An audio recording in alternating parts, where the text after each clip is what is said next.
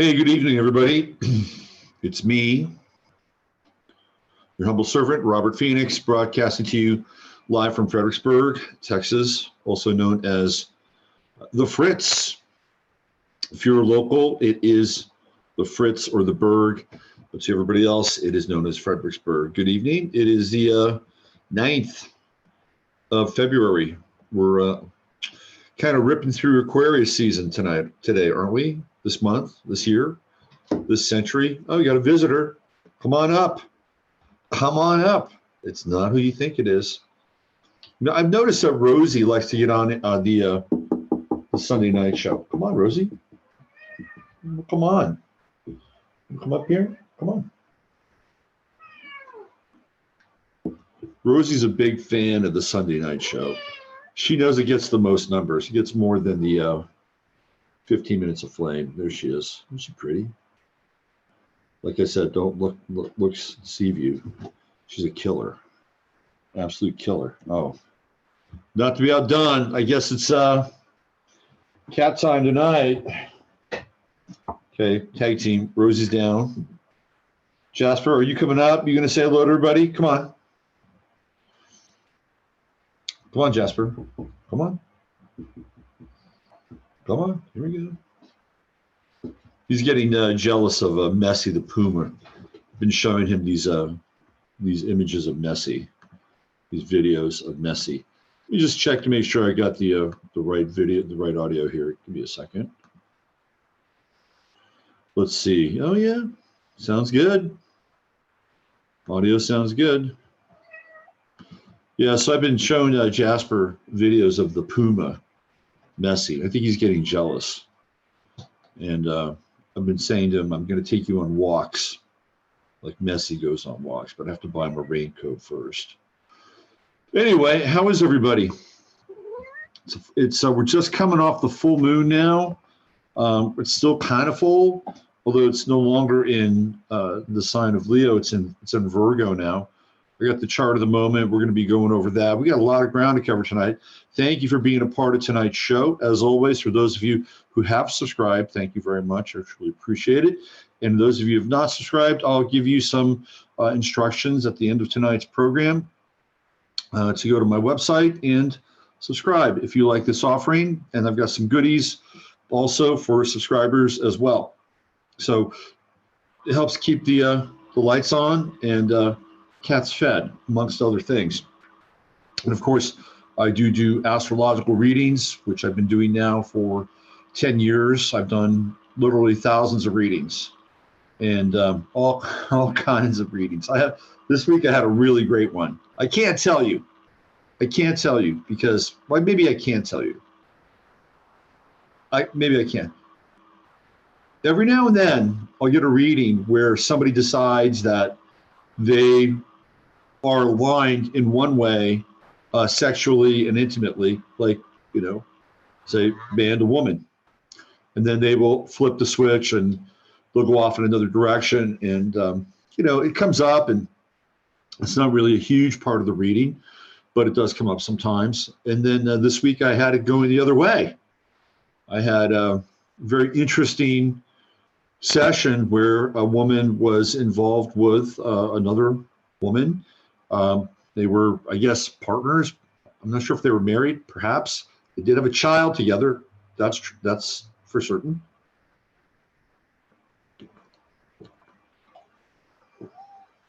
And said woman had Neptune in Sagittarius in the 7th house. Now, whenever Saturn conjuncts Neptune, it is a very important time in an individual's life. It's one of those take stock times. I call that conjunction, the Saturn-Neptune conjunction, the come to Jesus conjunction, because Neptune represents our spiritual potential. And when Saturn conjuncts Neptune, things get very serious. It's like nothing else really matters besides getting to this place that is deeper. And if we understand Saturn being the metronome of the zodiacal wheel, whenever it hits a planet, it resets that planet.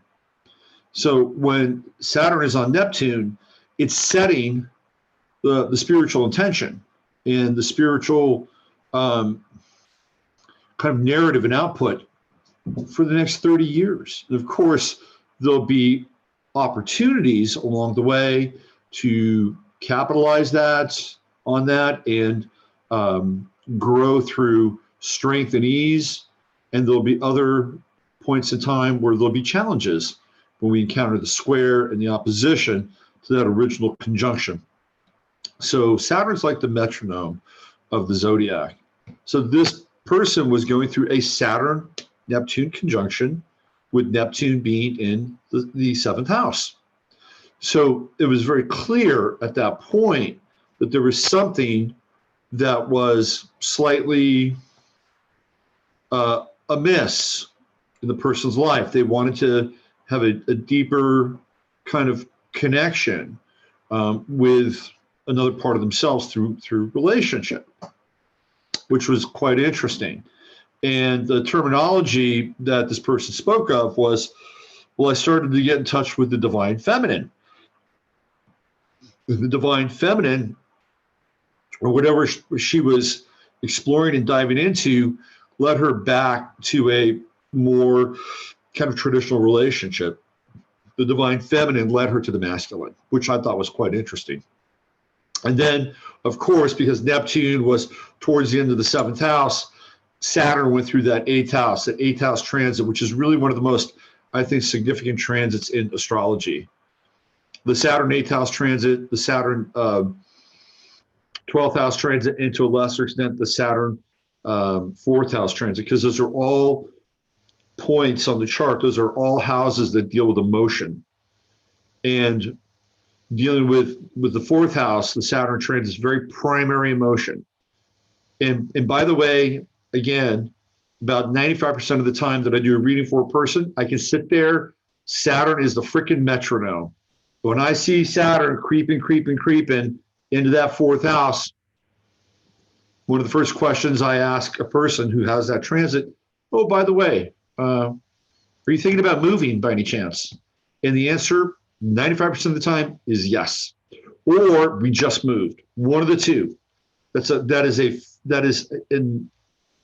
in this beautiful fact with the Saturn transit with the fourth house. Okay. Now, the 5% generally that does not have the Saturn transit of the fifth house and the movement to another locale is when the individual decides that they're going to stay where they are and put in new plumbing or a new electrical or new conduit or something like that. And then they wind up, deciding, hey, we're gonna Saturnize our place, because I think with that Saturn transit, that when you move and you wind up doing whatever it is or going wherever you go with Saturn as part of that transit, it sets you up for the next roughly 15 years, which is the ascent of Saturn towards the midheaven. It's a very important, very, very important transit. So Saturn is definitely the metronome of the zodiac. And I think it's a really important, basic, fundamental part of astrology that people could wrap their heads around. So wherever Saturn is in your chart, tick, tick, tick, that's where things are happening. And so we're getting a little bit of Saturn tonight with some of these charts. I got some great charts lined up for you guys tonight. I also have the chart of the moment as well, and we're going to look at that. Apparently tonight is the Oscars, and I stopped watching the Oscars a long time ago. I don't know. I don't even really go to the movies anymore. I just don't, and there's no reason for me to go to the movies anymore, because any of the movies that are being made really have very little to do with me or my interests and in my life. And so they're just not happening. In fact, I was talking with Mark over on Facebook tonight, and it was about this movie.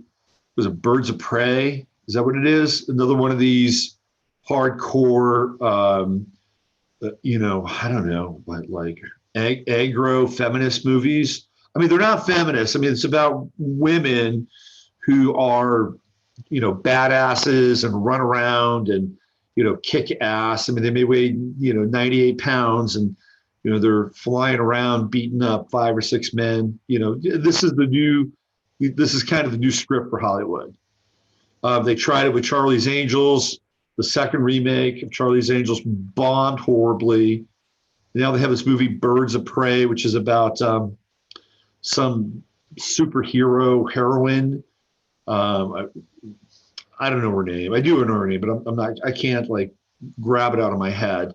But she was in Suicide Squad. She was supposedly Harley Quinn, the Joker's girlfriend, Harley Quinn. She breaks up with the Joker. By the way, Joaquin Phoenix will probably win Best Actor for the Joker, and perhaps a little ironic in some ways. I think he's a Scorpio. I was looking at his chart. Somebody sent me his chart. Very unusual chart with Virgo on the ascendant, which meant that his brother River, who is a Virgo, was a really big deal for him, right? Because River's son would have been in his first house.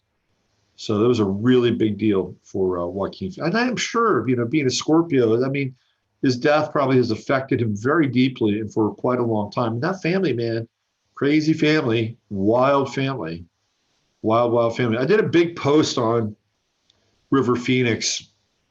His last movie was really bizarre. It was very, very strange. He was getting way out there into occult territory in that last film of his. Anyway, so we're talking about Suicide Squad and Birds of Prey, and it's terrible. It's bombing at the box office. People are not buying into this kind of propaganda, and it's really propaganda. And I was talking with Mark Youngblood over on Facebook tonight. Mark's a really smart guy. He's got a very keen political sense and acumen, and Capricorn, of course. And I've known Mark for quite a while, and we were talking about this. And my sense is that they're just going to continue to make these movies. Well, first of all, they've got a bunch of them in the pipeline already. They have a bunch of them in the pipeline. They've already got money attached to the scripts. They've got people attached to the scripts. They're going to shoot. So we're probably going to see these movies for about another 4 or 5 years. And it has to do, of course, with empowered women who can crush somebody's skull, rip their testicles out, and anything else that allows them to assert their dominance over men. And what's ironic is that if everybody in the Suicide Squad was a man versus a woman, and they were doing all those things to women, well, what kind of reception would that film get? It would get a horrible reception, absolutely horrible. But now it's supposed to pass as some kind of, I don't know, enlightened cinema, I guess. I mean, it's just, and they just keep throwing money at these movies, and they just keep losing the money. And they're okay with that. They're really okay with that, because at this point, you look at what's happening with like the Democrats, and all the Democrats do is just double down. We're going to double down. We're going to double down. We're going to do this Russia thing, and we're going to double down on the impeachment. And they're going to probably triple down. So it's just like continuing to throw these resources and assets at something, and it doesn't really matter at any point. It just doesn't matter. It just becomes agitprop and propaganda and programming. And they're just hoping that they can catch a few people, a few lives, a few hearts, a few minds, catch them, and then hit them with whatever the programming is. And in that case, I think they think that they've made their money back on some level. It has nothing to do with art. It has nothing to do with anything that's even remotely enlightening at all. But this is the majority of the film. The Joker is a case in point. Now, I was talking with Jay Weidner about the movie. He says it's one of the most important movies of the 21st century. I haven't seen it. I'd like to see it. So when Jay says something like that, I think it merits attention. And he told me that the director for the Joker is somebody who directed all the Bachelor films. He's a friend of Bradley Cooper's. and he wanted to do another comedy, and the studio said, no, we can't have you do a comedy.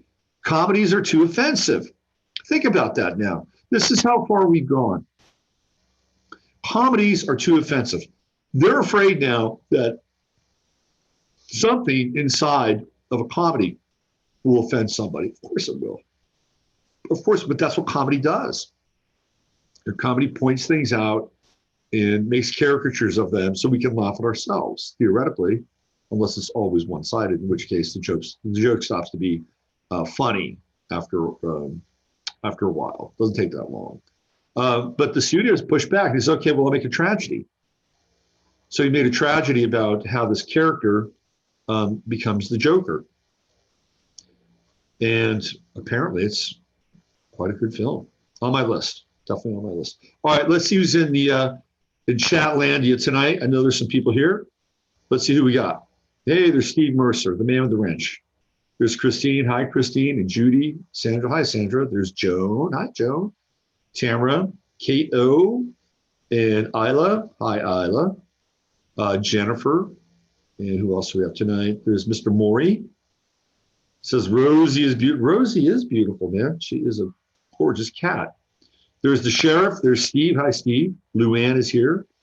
Let's see. There's Charles. Raw Olympia. Welcome, welcome, welcome. There's Michael, the MC. Hey, Michael. Sue Escobar and Lori. I know Scoobs is in here. I saw her name. Scoobs, I got a package for you. It's coming. There's the other sheriff, Bonnie. How's it going on? Hey, there's Jolie. Hi, Jolie. Mary. And let's see who else we have. Nancy. Hi, Nancy. Good to see you in here. Are the Crimmies here? Did I see the Crimmies? Harley Quinn. Yep. Hi, Alexis. Billy Blue. Billy Blue. What's going on, Billy Blue? Women who've learned to act like the worst of men. I know, right? Exactly. Toxic femininity is not just the next big thing. It is the thing. Hi, Bonnie. Nice to see you. There we go at F-Up 77. There's Robbie. Hey, Rob, what's happening? Nice to see Rob Chopra. Rob, the unofficial founder of the 11th House webpage over on Facebook. Good seeing you, Rob. Hope you're doing well. Rob, I guess Rob's got a birthday coming up. Rob, if I haven't, I know you're in the Aquarius zone here, Rob. So why don't you guys just wish Rob a happy birthday in the chat so he can get his birthday on. Happy birthday. The other thing that is really striking, well, that's not striking, it actually makes my stomach sick, is that there's this genre called revenge porn. And this whole Birds of Prey thing also has the revenge porn factor. And we could thank Mr. Quentin Tarantino, who popularized the genre of revenge porn. And that's where we have a group that is where society says, well, it's okay. It's okay to go out and smash these people. Go ahead, smash them, bludgeon them. It's okay. It's cathartic for us. And we can get away with showing you just excessive violence, brutally excessive violence, because somehow we've created a profile on this person or this individual in this group, and it's justified. Case in point, there's a new series coming out. I believe it's on Netflix, and it has to do with a bunch of Nazi hunters. And Jordan Peele is the director of it. Al Pacino plays this Nazi hunter. So it's all about being proactive. It's about people going out and killing Nazis before the Nazis can do anything. It's vogue. It is vogue to be able to take Nazis and kill the shit out of them. Hunt them down. Hunt them down. And to take great pleasure in it. Again, this kind of came through with Inglourious Basterds with Quentin Tarantino. Hasn't really gone away, has it? What is the message that's being sent here now? The message being sent is, well, guess what? You can be proactive and you can take matters into your own hands as long as you're on the right side of things. Well, that's always defined by the people who make these movies, because it's always on their side. Now, I'm not here to defend the Nazi, not by any stretch. But I also think that in the environment that we live in, again, this stuff is all programming. And what's it going to do? It's going to get people who watch this series on Netflix to begin to think along these lines. And, there might even be a case where somebody will actually take justice, theoretical justice, into their own hands. Well, I was convinced they were a Nazi. Fuck that Nazi. He deserved it. He had it coming, man. I mean, this goes all the way back to Natural Born Killers, by the way, which is in some ways kind of the seed, the dark seed, the bad seed of the revenge porn formula, also written by Quentin Tarantino. And Natural Born Killers, of course, directed by Oliver Stone. And one of the things that that film, there was quite an outrage around that movie when it first came out. And one of the things that happened was that there were two kids who'd seen the film, and guess what? They went on a fucking killing spree after the film. It's exactly what they did. And of course, Oliver Stone and everybody else associated with the film denied that the film had anything to do with it. Well, of course it had something to do with it, because it got in their heads. The other thing about that movie, there are two things about that movie that are striking, besides the fact that after I saw it, I felt absolutely sick to my stomach. And a lot of it had to do with Oliver Stone. Oliver Stone had picked up some really cool kind of psychedelic film techniques from The Doors when he did the Doors film. So he decided to apply some of them to Natural Born Killers and make it even more like a bad acid trip. I mean, that's what that movie felt like. It felt like a bad acid trip. Anyway, at the end of the film, the Woody Harrelson character, and I've talked about this before, the Woody Harrelson character and the Juliette Lewis character, they're sociopaths. That's what they are. They're sociopaths.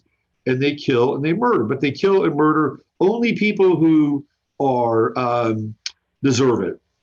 They deserve to be killed and murdered because they're either liars or weak or whatever, right? They can do that. And at the end of Natural Born Killers, what happens? Well, they're driving down the road in an RV. So they wreak all this havoc.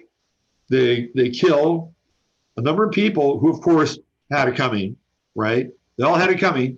And then at the end, they get to take off and drive through the heartland of America, killing more people. And that's exactly what happened after the movie. These two kids decided they were going to go steal some shit and start killing people. That's what happens. That's exactly what happens. So it'll be interesting to see what happens once this piece of shit series from Jordan Peele comes up. I'm sorry, and decides to get all proactive-y about killing so-called Nazis. Anyway, that's my rant for tonight. Must be that Virgo moon that's kicking in right now. Well, why don't we go to the chart of the moment, since I am talking about the Virgo moon.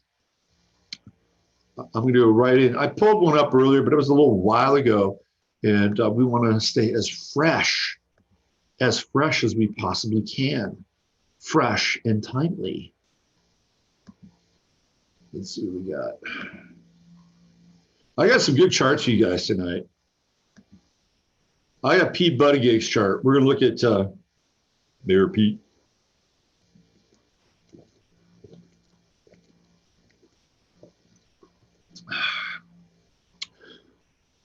Tomorrow is Amber Frey's birthday. Some of you may be familiar with the name Amber Frey. Some of you may be thinking, where have I heard that name before? Amber Frey was the mistress of Scott Peterson, the guy who killed his wife, Lacey Peterson, and is currently in prison. So I pulled Amber Frey's chart. I pulled Scott Peterson's chart. We're going to look at them tonight. We're going to look at some transits surrounding the death of Lacey Peterson and a very strange anomaly that shows up with Scott Peterson as well. So we're going to look at that. And I've got some coronavirus tracking that I'm going to share with you guys. So let's not waste any more time here. Let's get right into the chart of the moment. I just had a chart of the moment song I can play. There we go.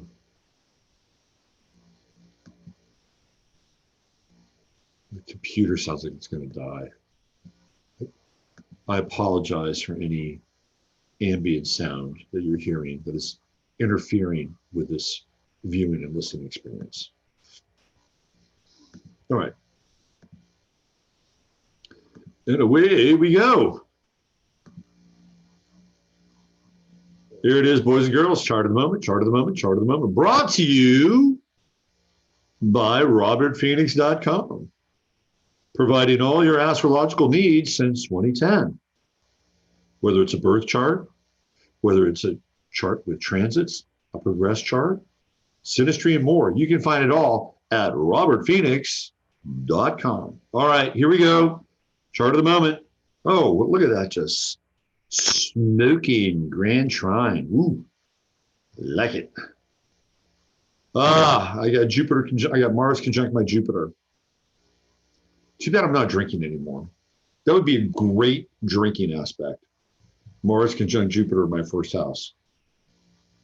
I would become unhinged for that. I have a lot of fun with that Mars-Jupiter conjunction. It's kind of going to waste. It is kind of going to waste. What should I be doing with that Mars-Jupiter conjunction right now? I don't know. I should be somewhere in the desert or something. You know, here I am. Maybe I'll go out and howl at the moon afterwards. Maybe me and Jasper can get on the deck and howl at the moon together. Anyway, okay, so we got a grand trine right now, and the moon is the moon is just coming out of it, right? Like tomorrow, the moon will be out of this grand trine. So you're in the moment now. You're part of the grand trine too, and it's a cool grand trine. You get the moon trine Uranus, which is, you know, cool, kind of kooky, kind of eccentric, different takes on emotion, giving this, how do I say this? Critical in some ways, critical moon. It's still full. I mean, it's, you know, still looks full out there. It'll still look full for another 24 hours. You know, it's kind of capped out a little bit, right? Still looks full. By the way, the full moon, it goes for about 24 hours after it hits its peak fullness. I think maybe 36 hours. It's still in that full phase. So you could be a full moon person, just born on the other side of that full moon, just slightly. It's still in the zone there, still in the zone. Of course, as it's a bit more powerful when it's waxing instead of waning, but it's still, and the same thing for the new moon as well. Same deal, right? So I was born moon in Libra, and within that 36-hour window of my sun in Libra, sun in Virgo rather, almost Libra. So it's still in there, still the full moon thing, right? Or new moon, pardon me. Anyway, it's a good trine.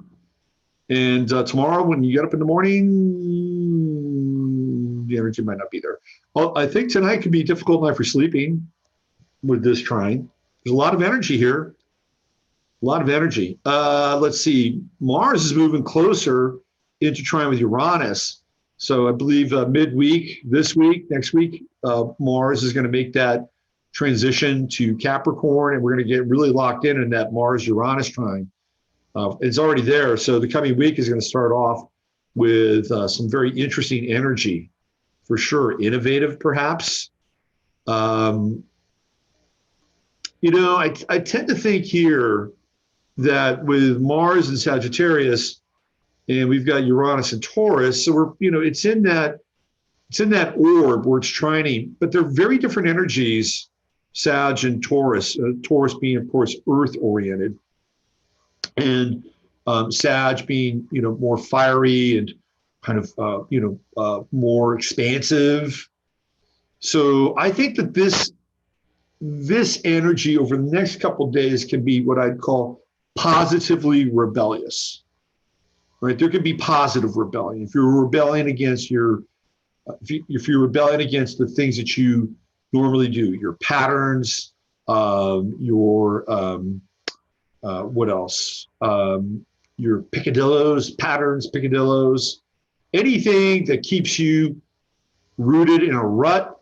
This Mars-Uranus trine can help you more easily get out of that, right? And also it can be innovative and find some interesting solutions your life. Now, when it moves into Capricorn, that's when it's getting more aligned with that Earth energy.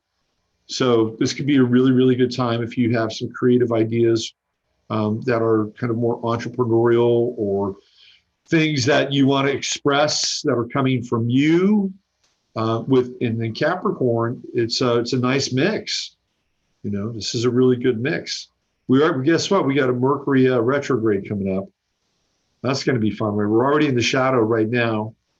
So Mercury's going to retrograde at 12 degrees, which means it's going to get right up to Neptune, right there, right up to Neptune, and it's going to move backwards. So I think Mercury's going, I think it's 14 degrees. Let me just make sure. I think it's 14. I was doing some Mercury retrograde work this week. And normally I'm pretty good, but also, you know, since we have a Virgo moon, I need to be exact, or else I'll hear about it. And it's okay. It's all right. People keep me honest. Did you know you were wrong about this? Yeah, not the first time. All right, here we go. Let's see what I hear. Rosie has stepped down, but Jasper is right by my side. Okay, so let's see, we got 12. I was right. 12. Yes, indeed. It's going to happen on the 17th. So we're about 8 days out from that Mercury retrograde. So it'll be 17th is Monday. Right there. And Venus moves into hot Aries. Venus is smoking. And we also have a sign change on the same day. That's when Mars will also go into Uranus. So the 17th, Mars and Uranus.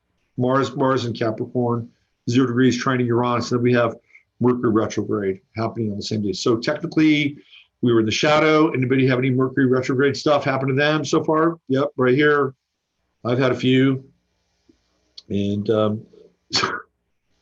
I couldn't see this. But I was working with a guy as a web developer, and I'm trying to streamline some of my sign-up processes, especially for you people that have had the kindness to sign up for the subscription model. And so he goes to my website and says, "Oh, somebody's hacked your website." Really? Says, "Yeah, they're selling things like Rogaine, Propecia, and Viagra on your website. Looks like some kind of Indian company." Oh, gee, I wonder if it was the Indian guy that worked on my website. Anyway, I can't see it. He can see it. If you go to my website, by the way, that'd be great. If you go to my website, robertphoenix.com, and just look at that top part where it says get a reading. See, that's subliminal now. Although by saying it's subliminal, I've now alerted you to the fact. This is not an exercise in NLP by any chance. But all those things that are up the top up there, if you see an ad that says, you know, buy Viagra or Propecia or whatever these pharmaceuticals are on my website, if you see that, can you just let me know in chat to tell me that? Anyway, so he brought that up and I'm like, shit, what do I have to do? So you got to get in here, you got to do this, you got to do that. And I've been thinking, maybe I should just build a new website. Maybe I should build I think that's probably going to be the thing. I think I'm probably going to build a new website. And the Mercury retrograde is going to be part of it. I'll be able to do it on Mercury retrograde. It'd be a good time to start a new website. Go in, look at all my content. There's a lot of the content I've done, like really topical in a lot of ways. And I think some good writing, but it's not evergreen content. And I probably need to do more evergreen content because that is king on the old internet. One of the most popular posts that I have by far, because I can do searches, I can get search results. I see them, they come into my site, I get the data, is a post that I did on Pisces and Neptune on the midheaven. To this day, one of the most popular articles on my website. It's like, it's time to do more of that stuff. And I got a lot of ideas. I have a ton of ideas and make it real evergreen and real topical. Not just like, oh, this is going on, connect dots, which I love doing, but I do that here. I do that on the other shows. Anyway, so I think the Mercury retrograde is going to be about rebuilding the website, but my inclination is to just do a completely new domain. I have the domain to a site that connects Robert Phoenix and astrology in a more kind of direct way. So I could do a redirect from robertphoenix.com to the new sites. And I think that might be the way to go, actually. It might be the way to go. A new design and new, fresh content on a Mercury retrograde. And that gives you some idea about Mercury retrograde and how you can actually work with it. Like look around at your life and say, well, where can I kind of revise some things? You know, what do I need to do to clean things out? You know, the other thing I need to do is I need to get rid of a lot of shit in my house. Like I've got things I need to sell and get rid of. And we're coming up on springtime. So I think that could be a really, really good thing. One of the things that I've been looking at with this Mercury retrograde, let me get back to the chart of the moment, if you don't mind, is, there it is, there she is.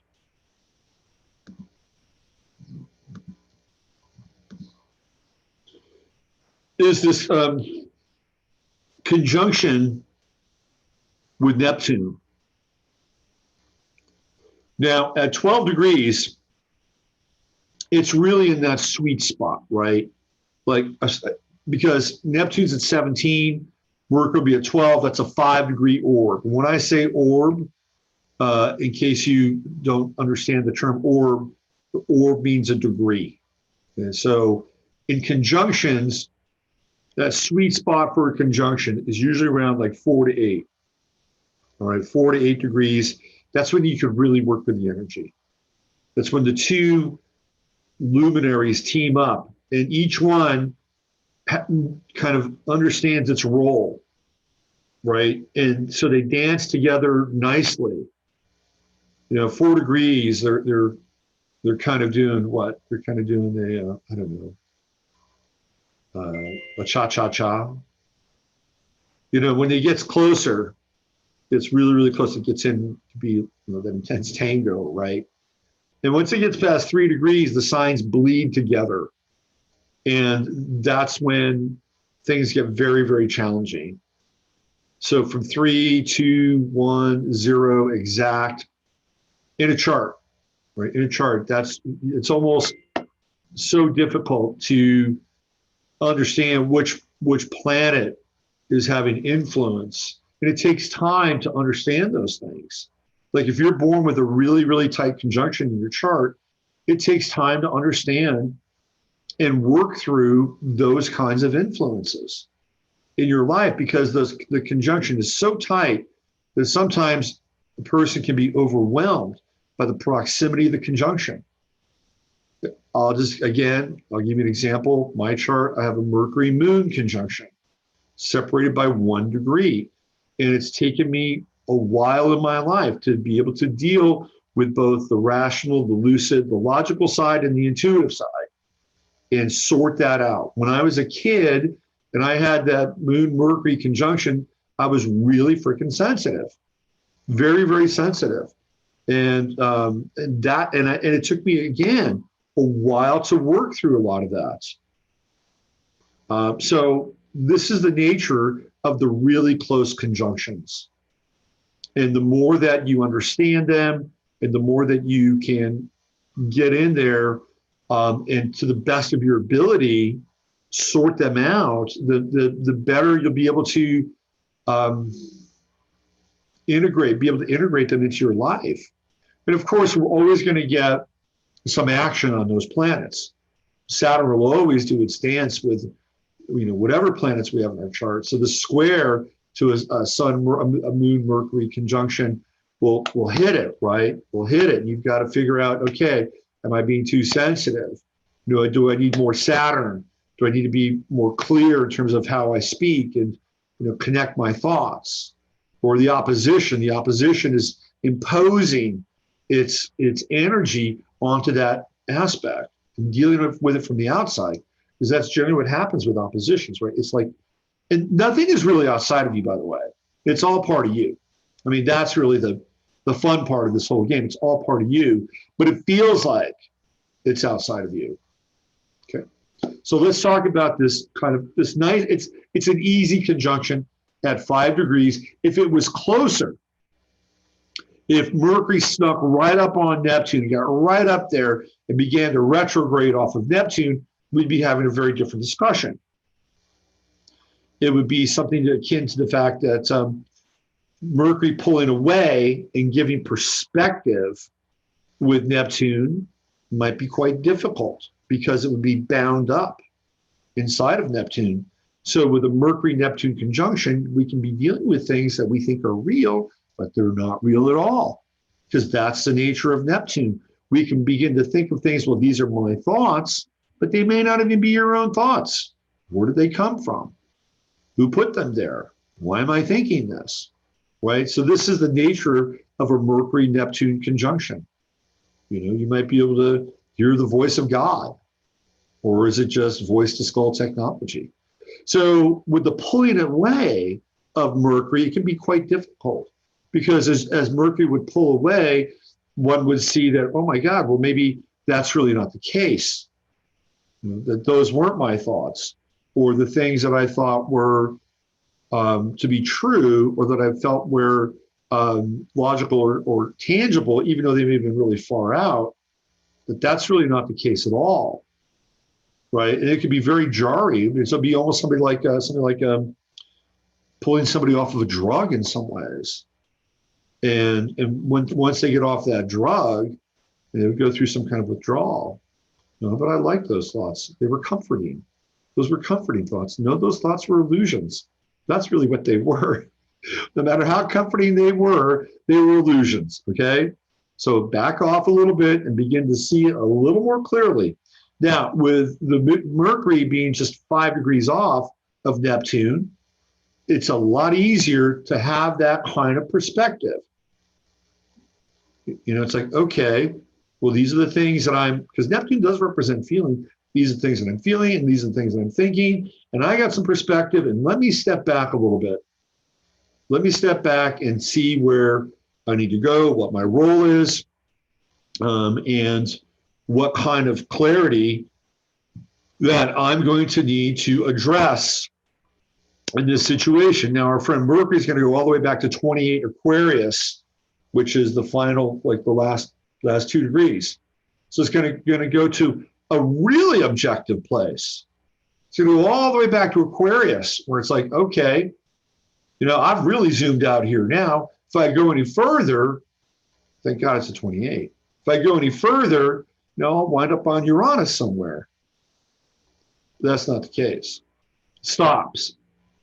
And then moves forward. It's like, okay, well, now that I've got this objectivity, now that I have this kind of detached perspective with Mercury, and it moves forward. And it's going to move forward, and it's going to conjunct with Neptune. Now, this is an important aspect here, because once it does conjunct with Neptune, it is entering into that very close conjunction. But you have the opportunity to move into that close conjunction with some perspective and retracing your steps in a lot of ways. Wherever Neptune is in your chart. You guys are pretty avid astrologers or enthusiasts of astrology. And if you don't know where Neptune is in your chart, go over to AstroDienst, enter in your info, and guess what? They're going to crank you out a chart. I just did 2 webinars this last week. They were great. These are people that bought the course. And I did a couple webinars to show them how to do some stuff, answer their questions. And it was open to anybody who bought the course in the last 6 months. I kind of meet a few other people who were a little bit earlier than that. Some of them attended as well. So that's going to be revved up a little bit and psyched about doing some more webinars, which I am going to do, put on a schedule this week as well. So before Mercury retrograde, even though it's in the shadow. Anyway, so when Mercury does move into that conjunction with Neptune, now we have a merging, right? Now there's this component that is really about synthesis. And when we get into Mercury-Neptune conjunctions, if we've done the work, right? If we've done the work, there is a high degree of receptivity, very high degree of receptivity. So what kind of intention that you put into your thoughts or whatever you're thinking, whatever is in your headspace, when Mercury moves forward and conjuncts Neptune, that's a really important time, very important, because you're putting things in motion. And essentially, the cosmos, Logos, has said, hey, look, here comes a moment, step back. Step back from the things that you get so emotionally entangled with. Get some perspective, because when it moves forward again, with your clarity, theoretically, figuring out how you got here, you're going to be able to put things into motion.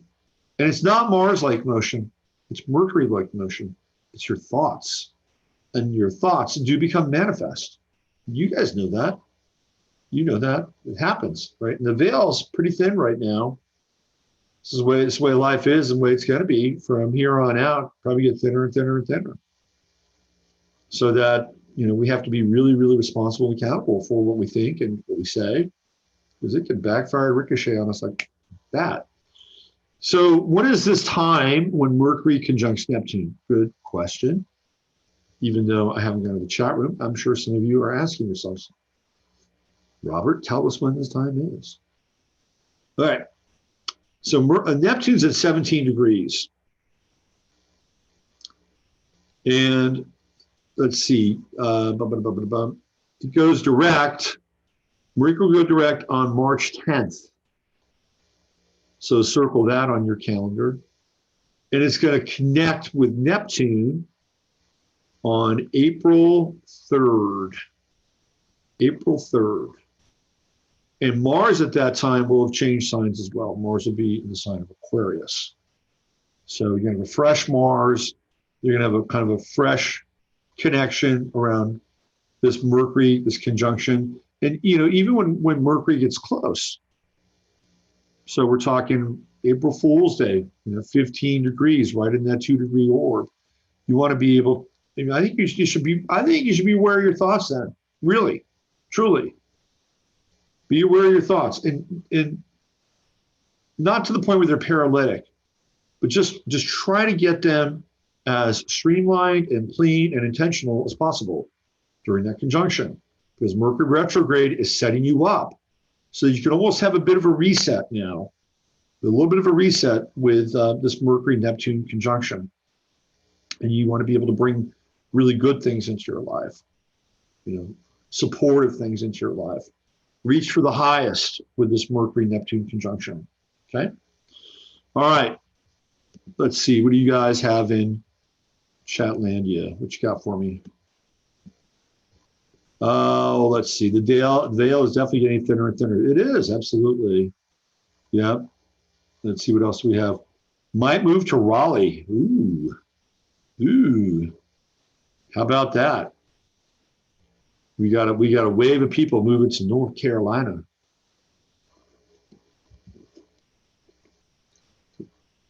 You guys ever read the book The Stand by Stephen King? I think it's Stephen King, one of Stephen King's best books. You read it? Because Jasper's read it. So there's this woman. She's like the matriarch, right? That the forces of good are assembling around. And her name is Abigail Fremantle, right? Abigail Fremantle. And so the forces of good surround, and the bad guy is Randall Flagg. He's the bad dude. It all has to do with, guess what? A virus. A virus. And it starts killing off most people. There are people that survive. They don't know why they survive. There are good people and bad people. And Stephen King does his profiles on all of them. It's like, ooh, interesting. So maybe Steve and Chris are the Abigail Fremantle of whatever it is we're going through now. And all these people are going to start to go to North Carolina and assemble in North Carolina. You don't know that yet, but perhaps that's what's happening. All right, let's see what else we have here. I was hoping for something like this. Astrology was in line with the bubonic plague as well. Well. We're gonna get to it. We're gonna get to it.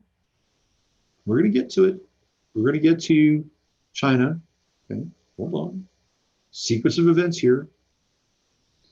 Sequence of events. Let's see what we have here. Let's see. Practicing my Reiki, a friend, she told me it really helped her. The stand is on my stand is a page turner, man. Total page turner.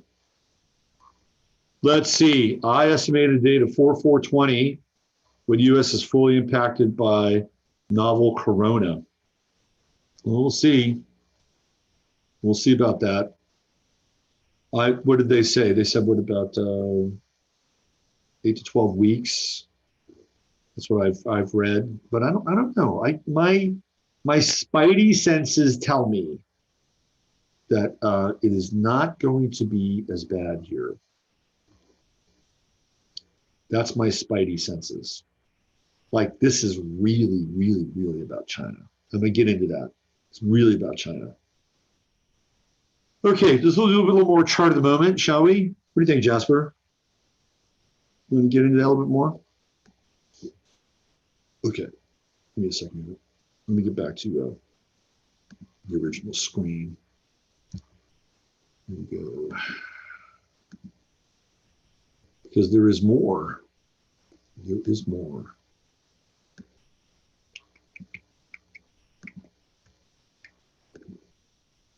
I wish I could play music on this show, like real music. All right, here we go.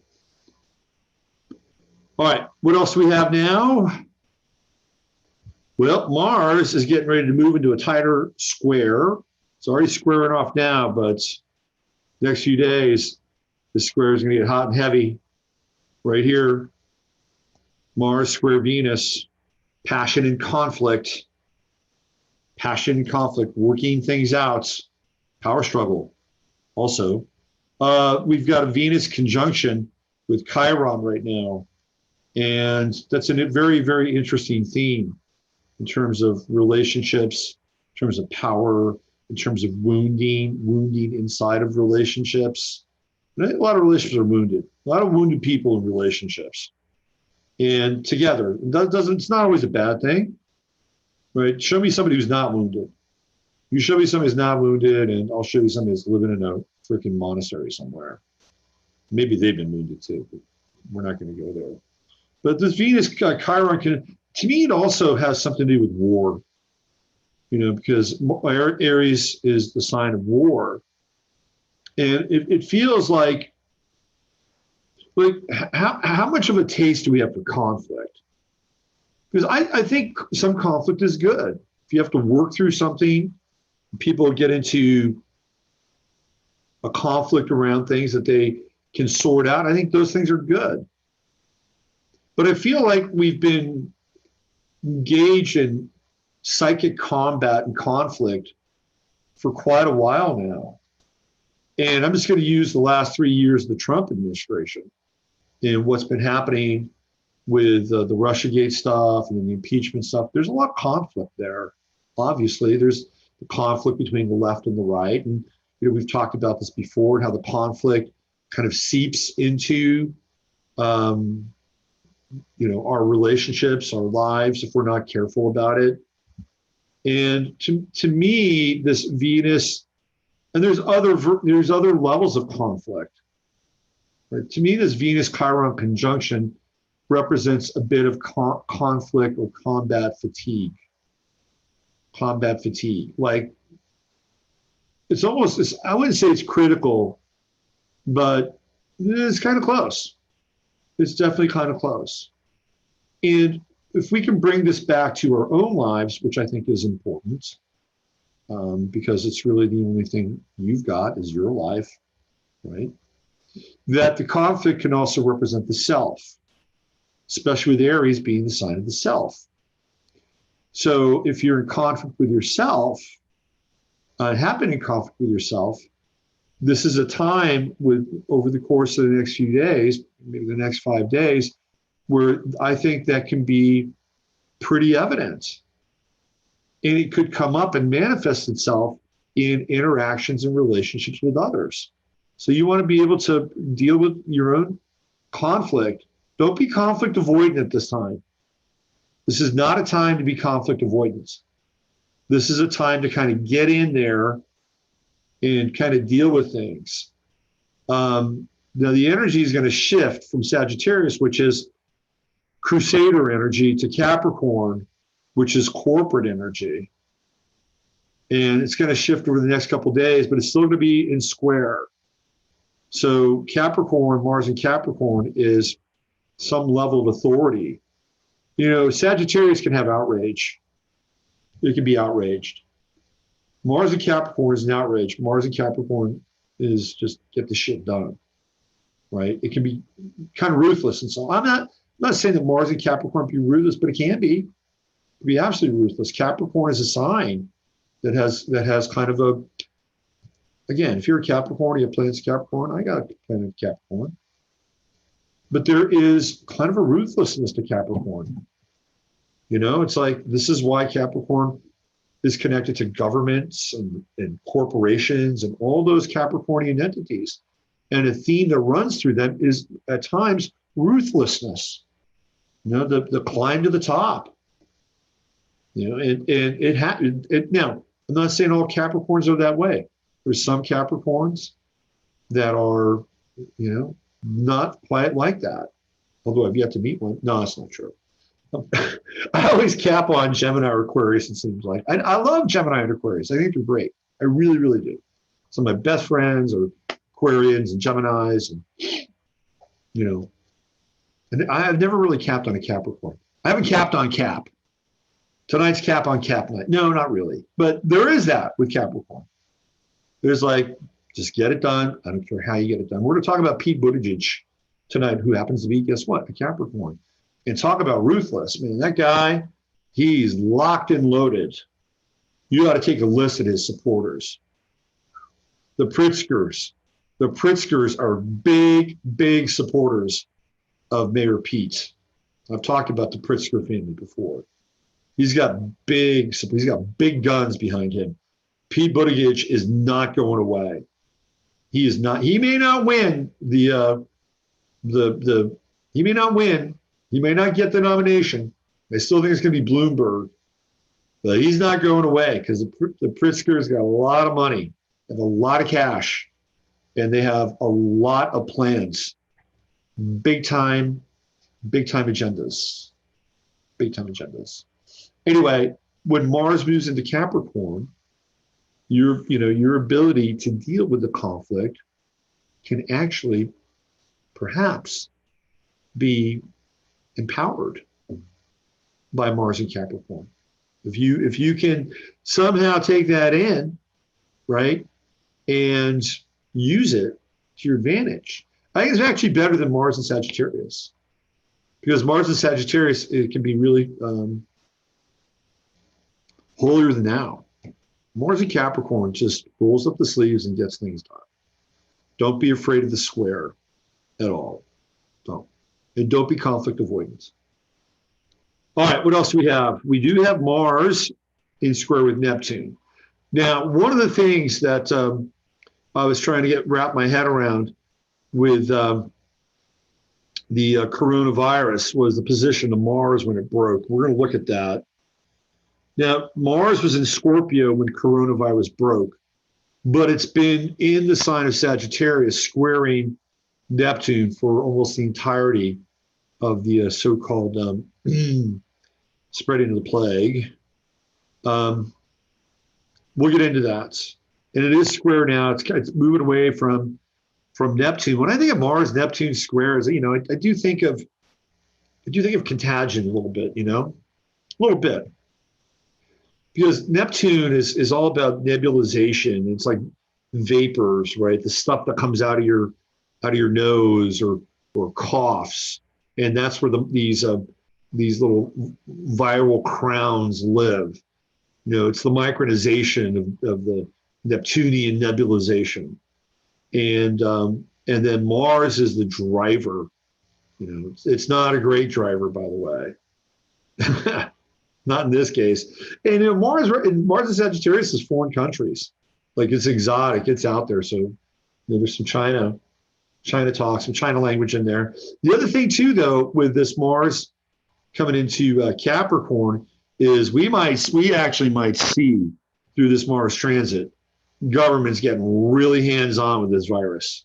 Like, I think it's going to happen. I think it's going to happen from here to here, right? From here to here. So we can see the big hand, of the government get involved here. That's quite possible. Quite possible. And when we have Mars conjunct Jupiter, that's really going to expand. That's expanding sort of the powers of the government, right? Because this is all governmental. This is Pluto-Saturn conjunction right here. That's what we've been going through. Big time. Big time. And watching the failed attempts with the South Node, and I've been talking about this, the revealing of what's behind the scenes, right? Was it 2 days ago on Friday? Mars is about 24. So in a 7-degree orb, what did Trump do? He kicked out the Vindman and Sondland. It's going to be very interesting. It's going to be very interesting. I don't think Trump's done. He's going to go after some of these people. I think vengeance be thy name. I think that's what's going to happen as well. Jupiter is squaring off and Pluto is squaring off against Uranus. Jupiter is probably just in the final phases of moving away from that square. So we could take that out of the equation. And Pluto is kind of a very wide square. It's at about 10 degrees. Some people might not even, some astrologers would not even kind of recognize that as a square. But Uranus is going to start to move away, go to 4, go to 5. Jupiter, of course, will just continue to creep. So Uranus will move out of this square. But for now, it's kind of in there. Jupiter even further out in terms of that square, kind of being carried along by Pluto in some ways. And I guess Saturn is probably more in square with Uranus. Yeah, for sure. So that's still, it's a ways though, by 7 degrees.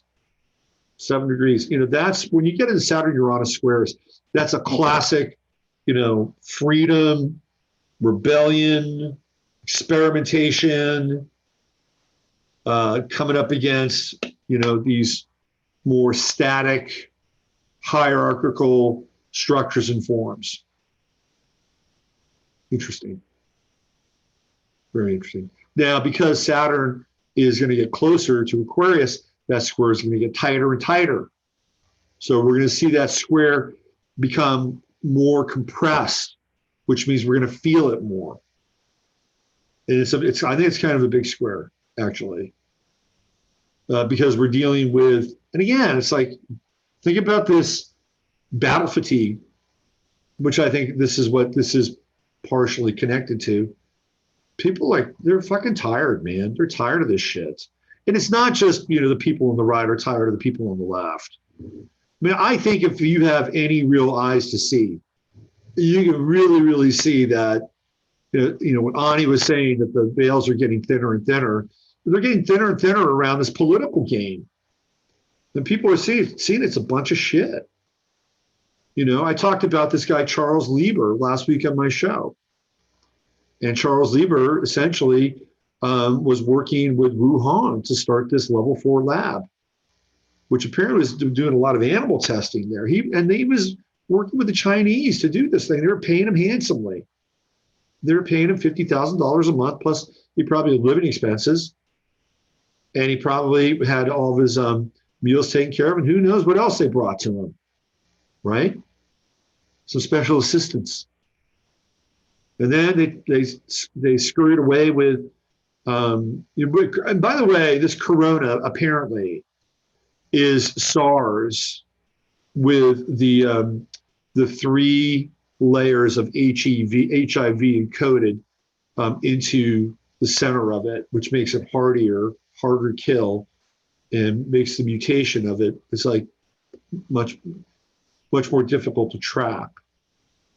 So they meandered up to Canada. There's your Mars right there, right? Mars in Sagittarius. even though this was done before, long before this, but we're starting to see this now. We're starting to see the links. And even Sagittarius, which represents academia and universities, right? So we're seeing behind this, like, you think Charles Lieber is the only guy in academia who steals shit and sells it to, fill in the blank? China, Russia, Israel, Saudi Arabia. This goes on all the time. These people have no conscience, none whatsoever. They have no allegiance to this country, none whatsoever. This happens all the time. So again, this Mars-Neptune square, we're like seeing behind this stuff. And it's like, oh shit. And I had a moment. I had a moment the other night, 2 nights ago. I was watching Tucker Carlson on Friday night. And the lead in, I forget, Laura Logan, is that her name? I don't know this person. Whoever, Martha somebody, I think. Anyway, she did a piece on these fishermen in New Hampshire. Again, Mars, Neptune square fishermen. And these guys have had their lives absolutely ruined because of government regulations. They used to be able to fish 365 days a year, had great thriving businesses, local economies, families that had lives and self-esteem, people that worked their boats.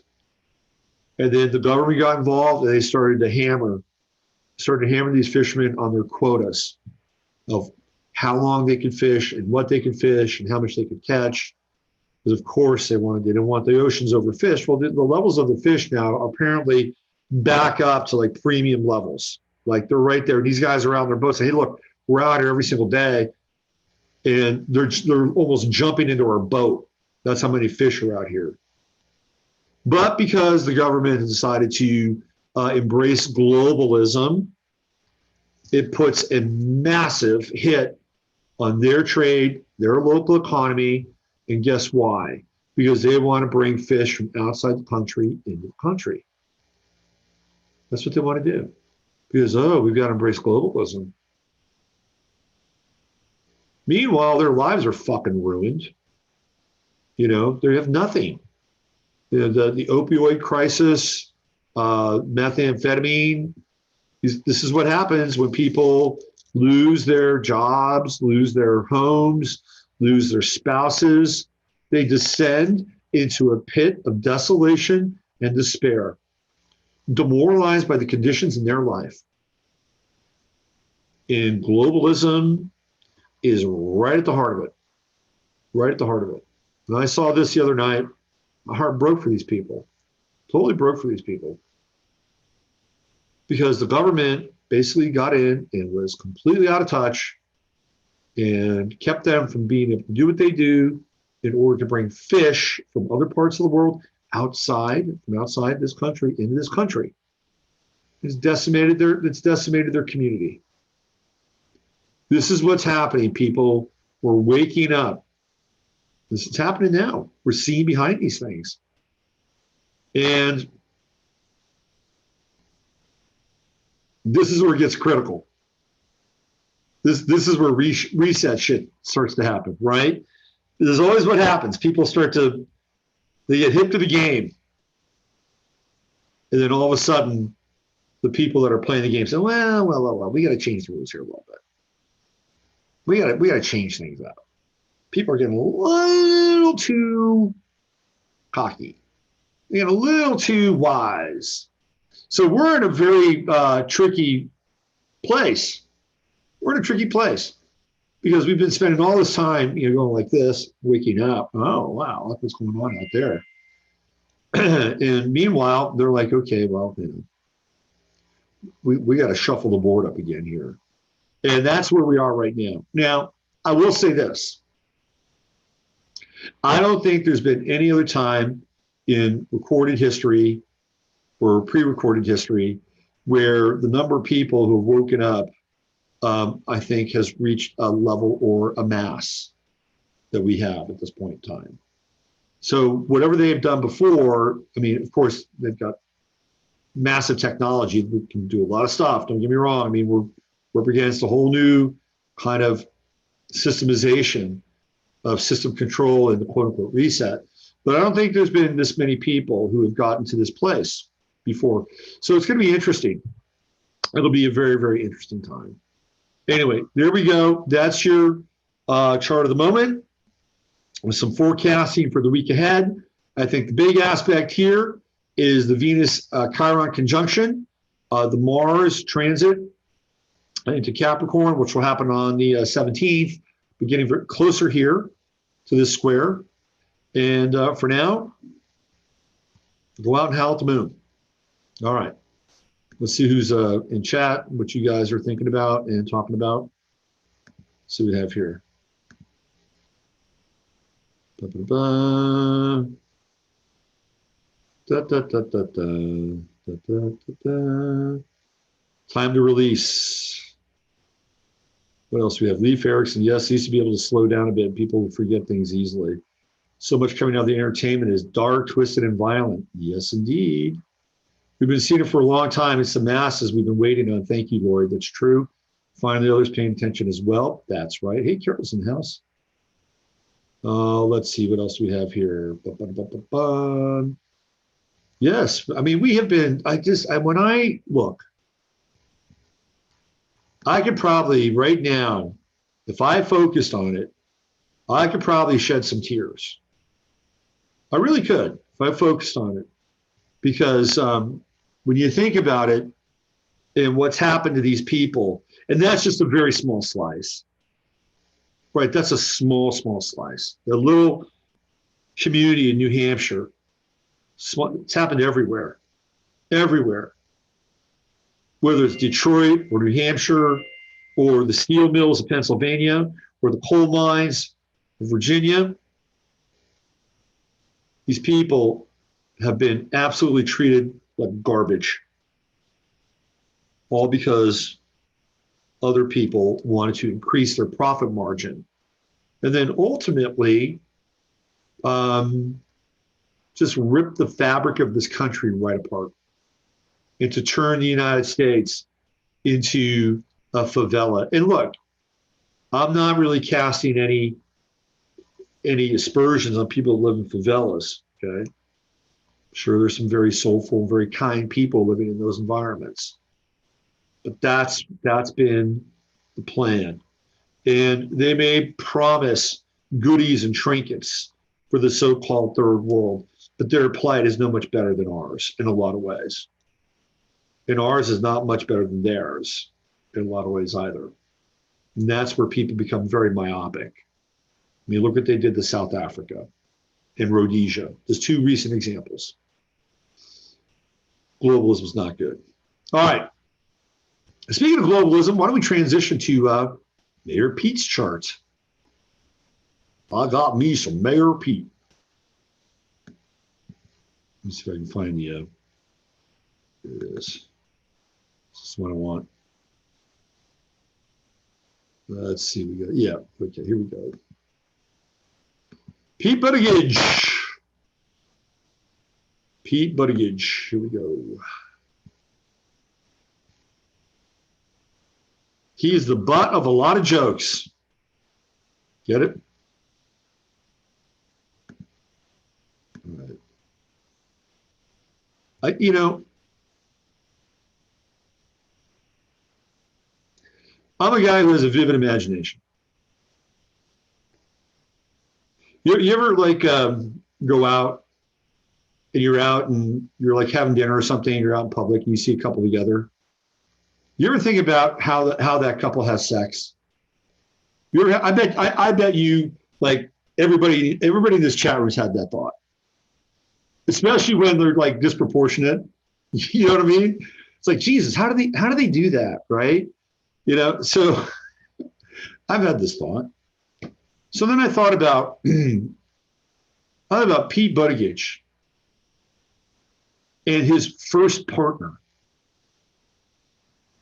And I thought, do you think America thinks about Pete Buttigieg and his partner in the White House? in what they would do in the White House. Do you think they take it that far? I mean, I'm just curious. Because if they do take it that far, they're like, ooh, wow. That might be a bit much for Mike, but he's a nice guy. Oh, look, he's so well-dressed and well-spoken. And again, you can do whatever you want, as long as you don't hurt your kids. Between two consenting adults, whatever you want to do. And it's not the act, but it's the thought. And I thought about that. Do you think America just kind of goes the distance with Pete Buttigieg? It's an interesting thought. And if they do, I'm not sure he's entirely electable. But we have found throughout history that there are people that are not electable that get there. Now, he does speak 7 languages. He did go to, he went to Harvard, right? And he's a Rhodes Scholar. Worked for the CIA. When he was over in the war, he likes to claim that he was in Iraq. He never carried a rifle. He never took a life, not that we know of. Doesn't have any blood on his hands. He was an analyst. That's what he was. He was an analyst inside of the Army. Let's look at his chart. So there's no time associated with him, but I kind of get that he's a Capricorn rising because his face is not symmetrical. He does not have a symmetrical face. And there's something about Capricorn where on the ascendant, there's a part of the body that's off. Like maybe one leg is shorter than the other, or maybe one side of the face is different than the other. There's something about that Cap rising that's not, it doesn't measure up, that stands out. You know, club foot, third eye. Anyway, so I gave him a Capricorn rising, also because he's very measured. He's got that Capricornian, he is a Capricorn, but he's got that Capricornian reserve. Correct? Oh, look, he's anoretic. Pete Buttigieg is anoretic. So make sure. 29 degrees. 29 degrees. Boy, he so wants to be an Aquarian. He just so wants to bust out. He just so wants to be the 5th member of the Village People, but he can't. Sorry, Pete. Got to run for president. Not this lifetime. Maybe next. What's interesting is he's got this South Node conjunction for this. Oh, let me just go over his chart a little bit here. The thing that really grabbed me about his chart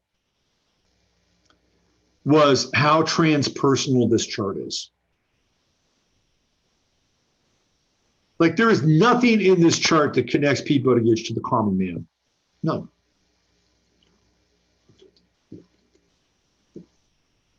Look at Trump's chart. He's a Gemini.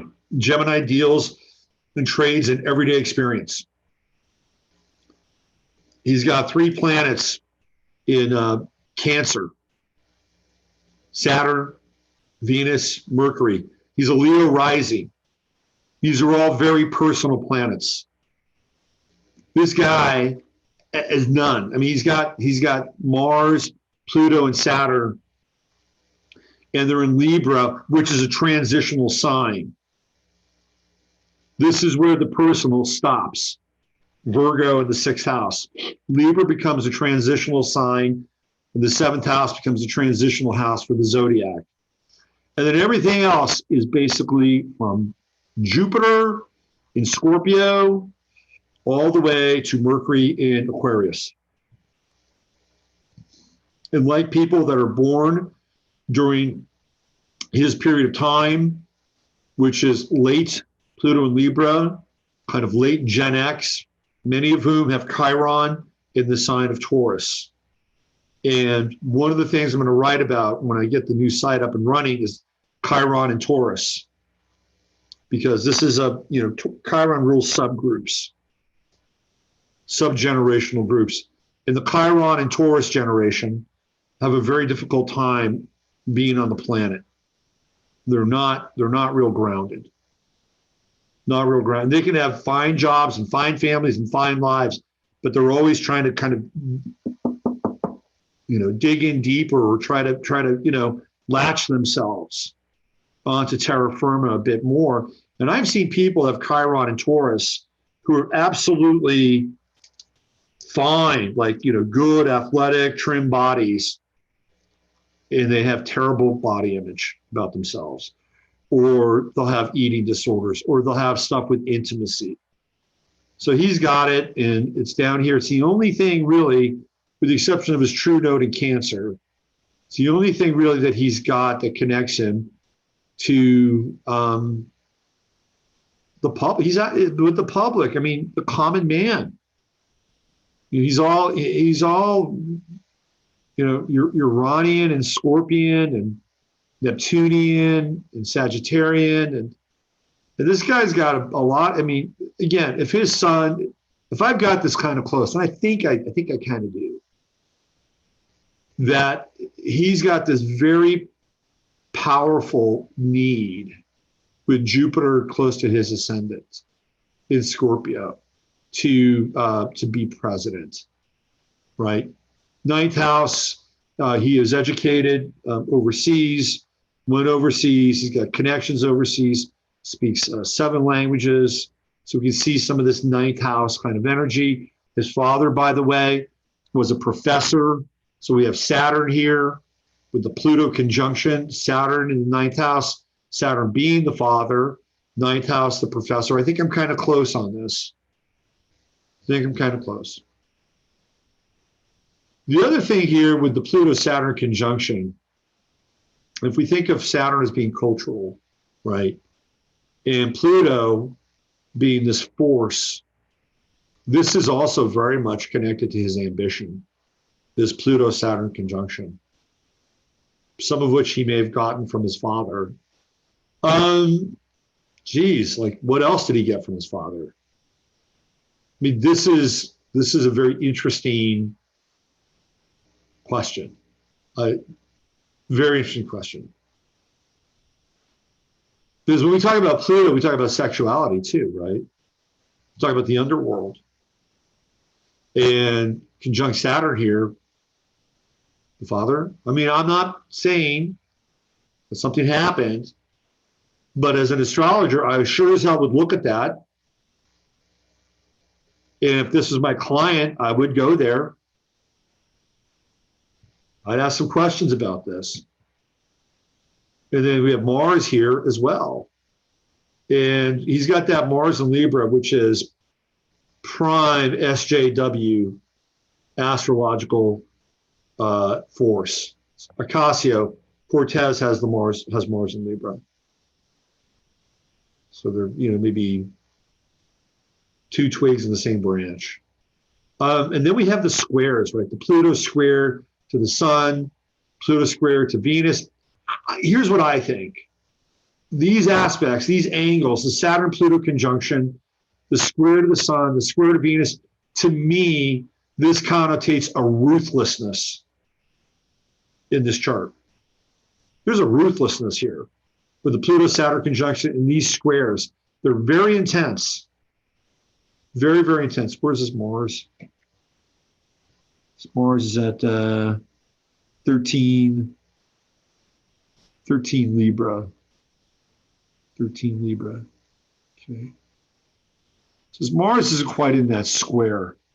Mars trines Mercury. He's very, Pete Buttigieg is smart. He's very intelligent. I've seen him use words in replies to questions that are being asked of him.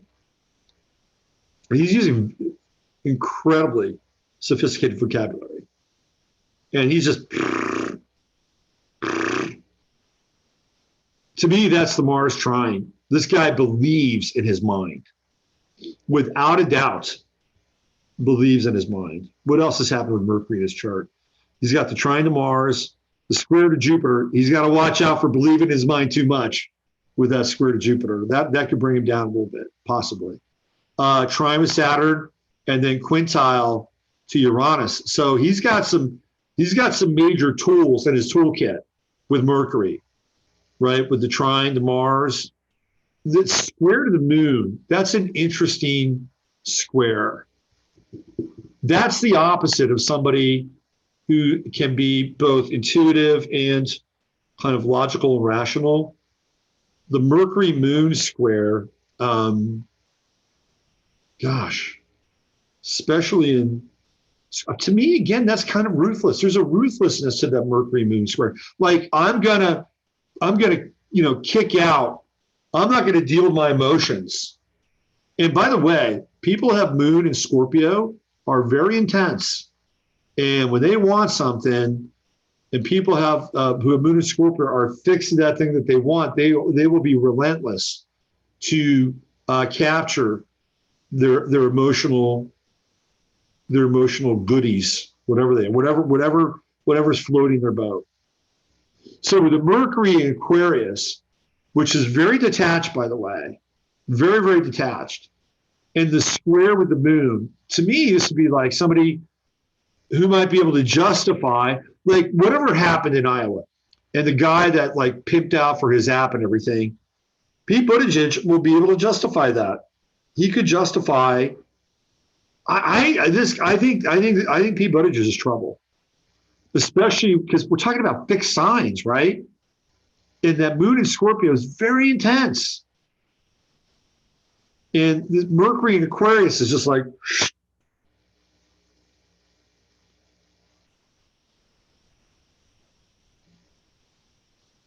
yeah. I think he could override his emotional response, which could be good in some ways, right? It could be good in some ways, but in other ways, like if he doesn't have, look at this chart down here. He's got some water. He's got the moon and Jupiter. He's got his midheaven, which I put there. He's got the true node in Cancer. But all this water is kind of challenged, especially here. Like the moon is challenged with the square to Mercury. I guess in a debate situation while other people are getting emotional, he can just block all that out. I just feel like that this is somebody who could make a lot of deals with their conscience. A lot of deals with their conscience. But I think that he would not be a good president. I'm sorry. He would not be a good president. There's a ruthlessness to this chart, especially that Pluto square to the sun. And he's even got a Venus-Pluto square, right? Where is it? Pluto-Saturn square. There's a ruthlessness to this chart. Oh, sorry, Pluto-Saturn conjunction square to the sun. And it's all like outer planets. He's got this south node in Capricorn. Very interesting. So he's going to have Pluto cross his south node, right? It's kind of almost there now. Where's his south node? These nodes in 22. So Pluto's right on his south node. Wow. It's going to be interesting to see how this plays out. He's going to have Pluto conjuncting his sun, and that's pretty freaking powerful. The Pluto-Sun conjunction is very powerful. What else does he have? He has Venus square to, he's got a Venus-Sun square as well. I'm sorry, Venus-Sun conjunction. What's the square? My bad. Hold on. I was looking at conjunction. What was the square there? Jupiter. It's not bad. I mean, Venus-Jupiter can be exuberance. Jupiter-Sun square. This is a guy who really believes that he believes his propaganda. Jupiter-Sun square will pump people up, especially in fixed signs. He'll get a lot of money. Jupiter and Scorpio is other people's money. I don't know. I just think there's a ruthlessness in this chart. And with all these outer planets being out of touch with, regular people, it's going to be very interesting to see what goes on with his campaign. So he's going to have Mars in the end of March, roughly, right here on his sun. So he's going to have a Mars Pluto conjunction around his sun. That almost, I mean, look, that almost feels like maybe the ruthlessness is exposed. Maybe we're going to really see this guy.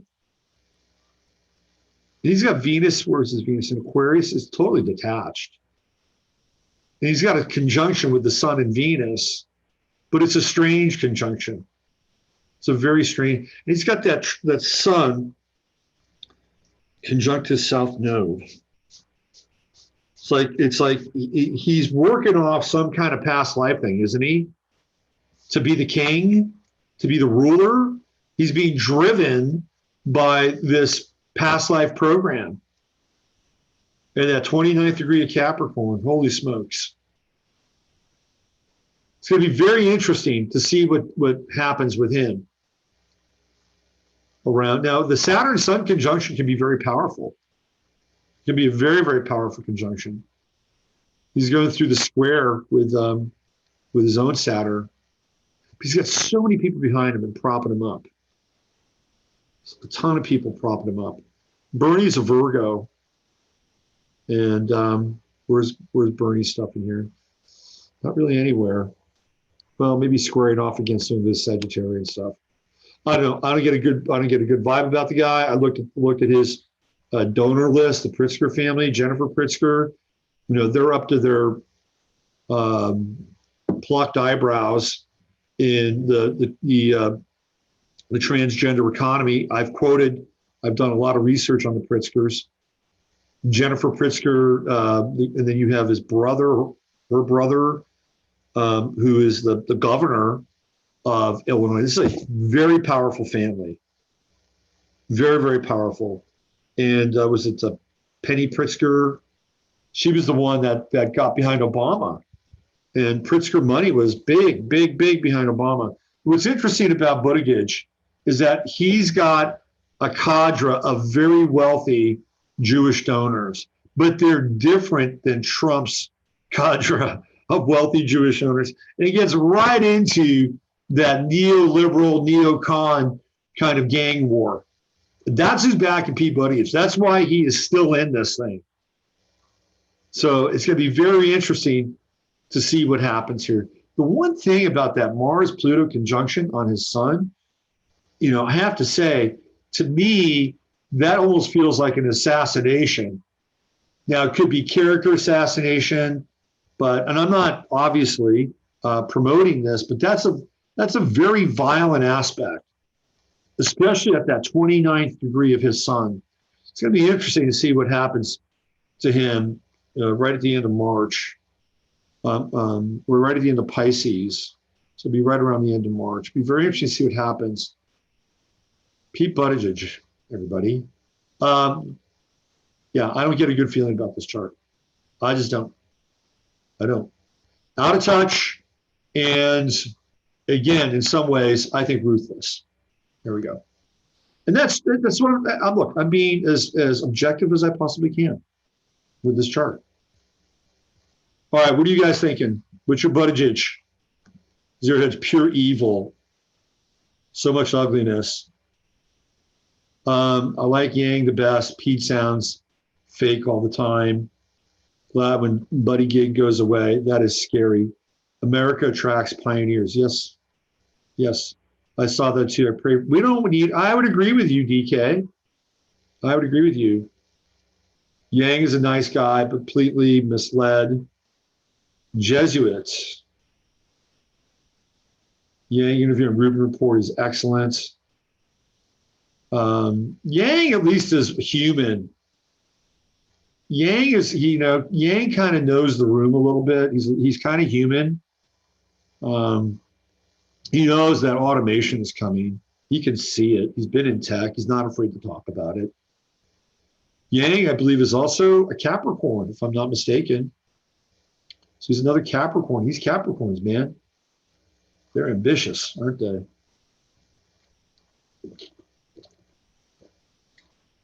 Yang's time is not now. Yang's time is in 2024. The country will be ready for an Andrew Yang-like candidate. All right. Let me get into the coronavirus now. And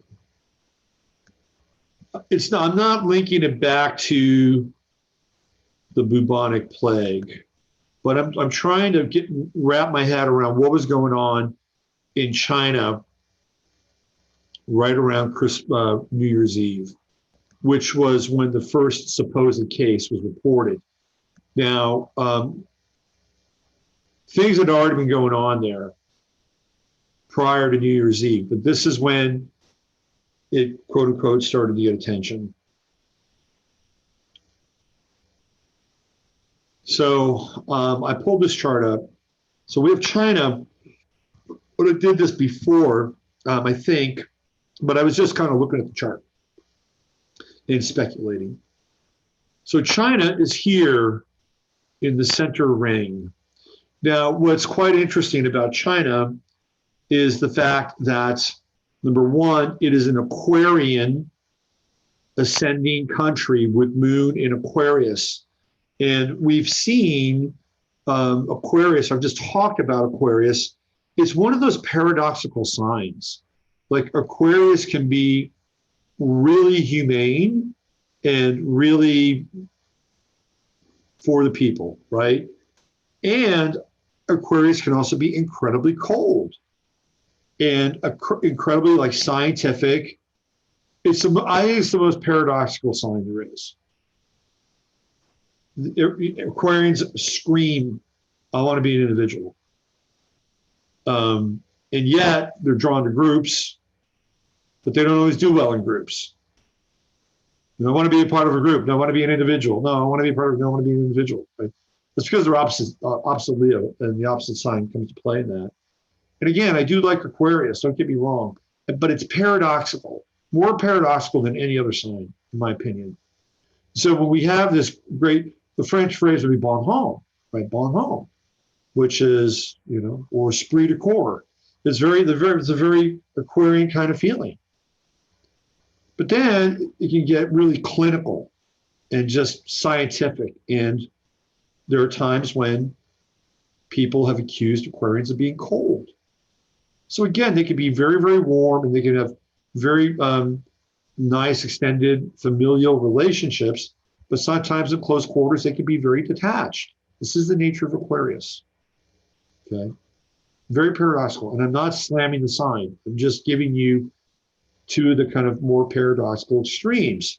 So if we know that, and China is an Aquarius rising country, then they're going to have a more detached perspective. The governmental body, the body politique, the gestalt of China would have a more detached feeling about where they're going. Scientific, of course, technological, and the moon right there in Aquarius is again a bit detached. And I've heard, we've seen the films, we've seen videos. Like, to me, that moon on the ascendant is the video that I played, what was it, on Tuesday, on 15 Minutes of Flame, where they're just nailing people into their apartments. Like, you're not fucking going anywhere. It's just hands down, super detached. That's the moon. And the moon is also where you live, right? So you can't get much more detached than these people coming by and basically nailing you into your apartment-sized coffin, okay? That's what I see here. Now, it could also be very, very socialistic, right? Because Aquarius does, Aquarius is a sign that's very connected to socialism and communism. It is.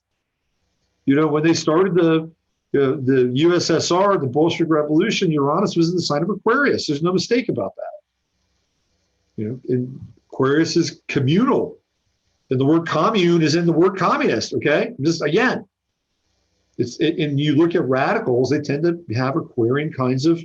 I've talked about this before. The guy who wrote the Bible on revolution and regime change, Gene Sharp, he was a professor, Ivy League school, Aquarius, the godfather of the color revolutions.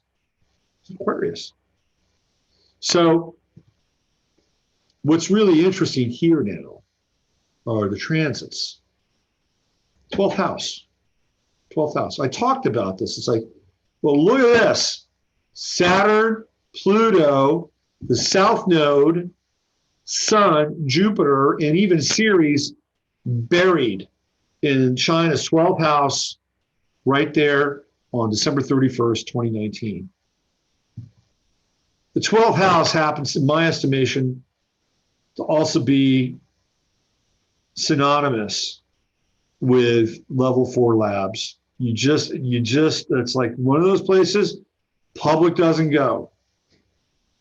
Also very much connected to the 8th house. The two houses that are hidden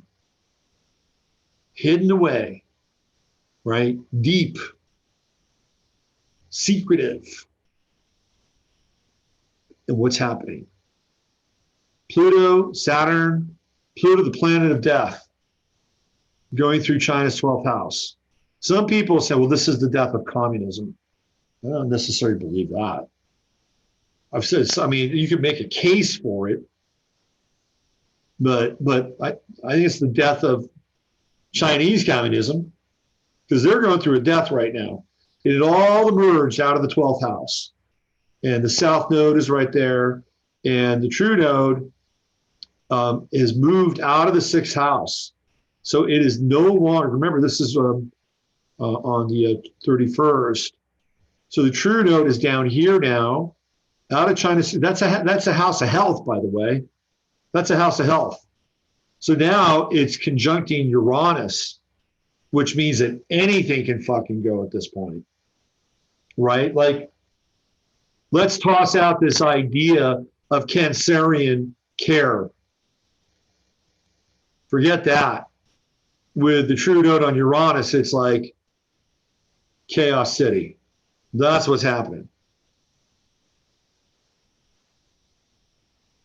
Mars at the time was in Scorpio. But when I was trying to talk about or get to, when I was mentioning the Mars conjunction or the transit through Sagittarius, one of the first things I'd have to do, obviously, would be to hit Chiron. Because China has Chiron in Sagittarius. So they have a wound with the world. And they have a travel wound. So the wound that began in the 12th house with Mars conjuncting Chiron, right, in Sagittarius, other countries, right there, started to take off, people leaving. What do we have? We have people showing up. How about those cruise ships, man? How'd you like to be on one of those cruise ships? You guys know about these cruise ships that are now at sea. And they got people with coronavirus. They got people that are quarantined in the freaking ship, and nobody will let them land.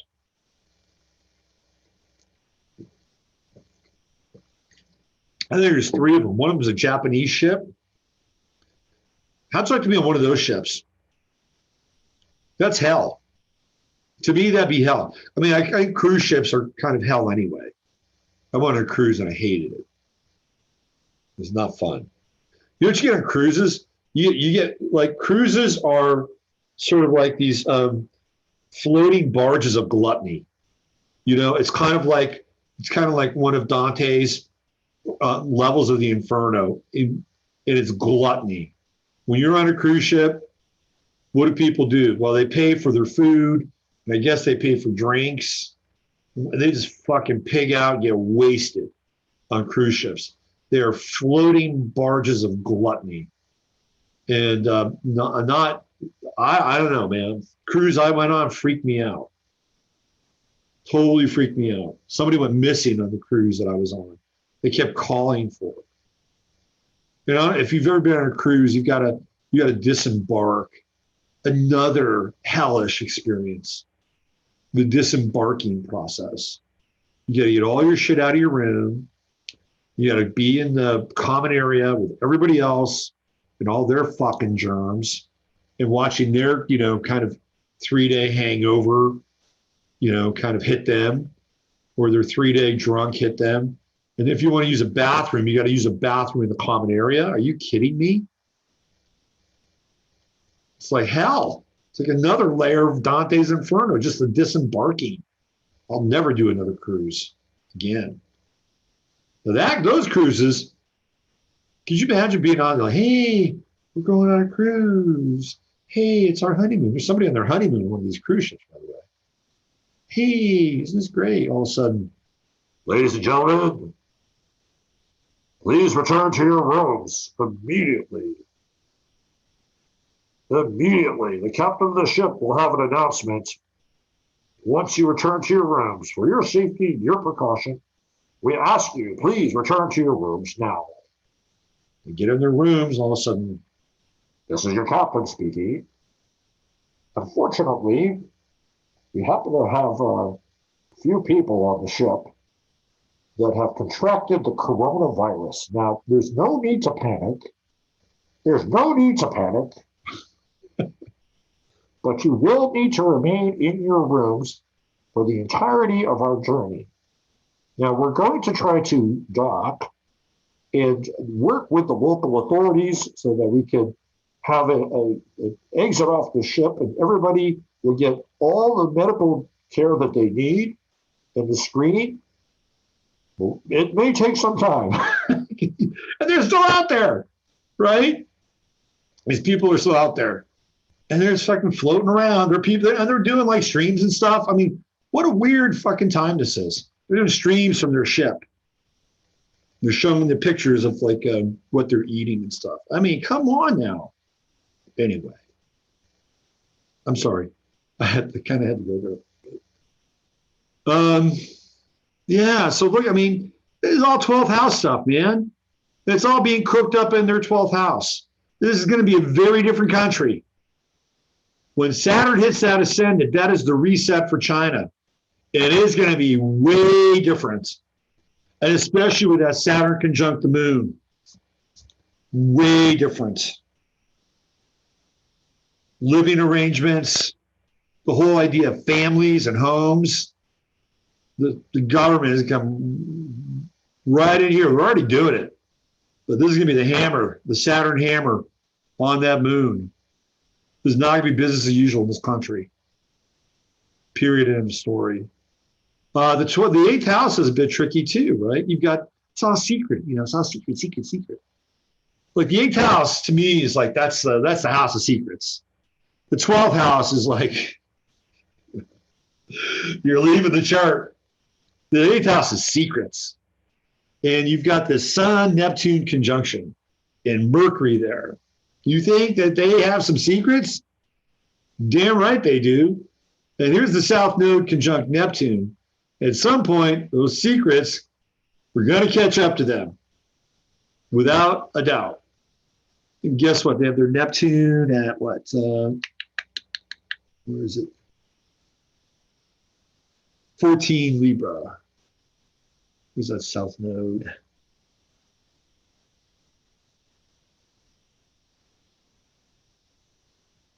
$16 Libra. Yeah. And then with the Mercury-Neptune conjunction, it's like backroom deals and stuff, Libra. This is Charles Lieber land, right there. Charles Lieber land. And then we have Venus in Scorpio, 9th house. Dealing with foreign entities, and then we have Scorpio showing up here. Well, and everything's kind of squaring off now, right? It has been. Like this is a major kind of karmic time for this country. Major karmic time. And what's really interesting about this is like, when you kind of break this up to like a cubist sort of perspective, it's like they've been treating their people even worse than we treat our people. I mean, really bad, really, really bad. I mean, I'm sure you've heard the horror stories about people who are dissidents, like some of these Falun Gong people. If they get too dissident, they get a knock on the door and they're pulled out of their living quarters, and they're thrown into a van, and they're strapped down, and they have their organs removed on the way to the fucking airport. Okay, that's what happens. That's what happens to dissidents. You get your organs harvested on the way to the airport, so they can throw them in these coolers and get them off and sell. That's what happens, and that's just one kind of major egregious thing. So they've been building stuff up, man. I mean, and just think about all the people that Mao slaughtered. I mean, millions of people, millions of freaking people.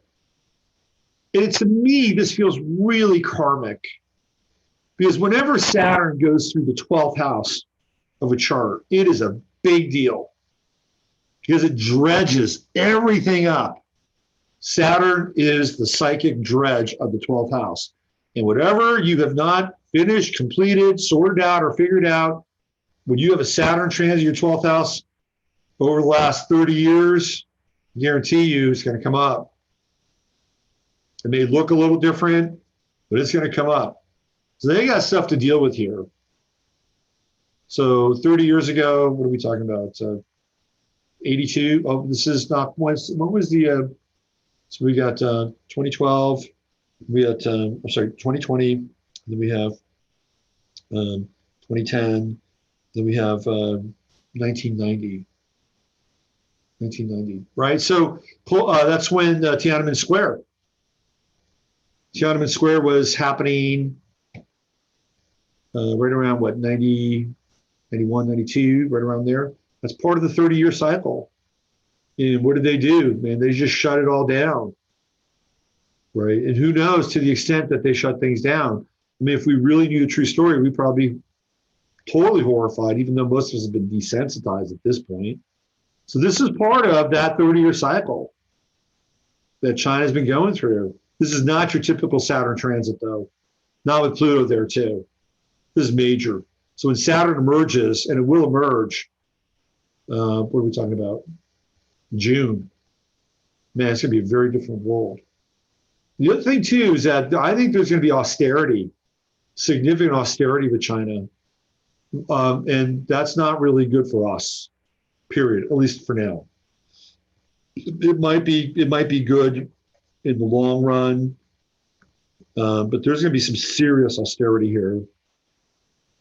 I think Japan is going to actually, in some ways, benefit from this, because Japan was the big force in manufacturing pre-China. And I bet Japan still has a lot of those factories that were very important when they were cranking out stereos and TVs and motorcycles. But this definitely is serious for this country, for damn sure. But you just tell, it's like the squares, here and here, right?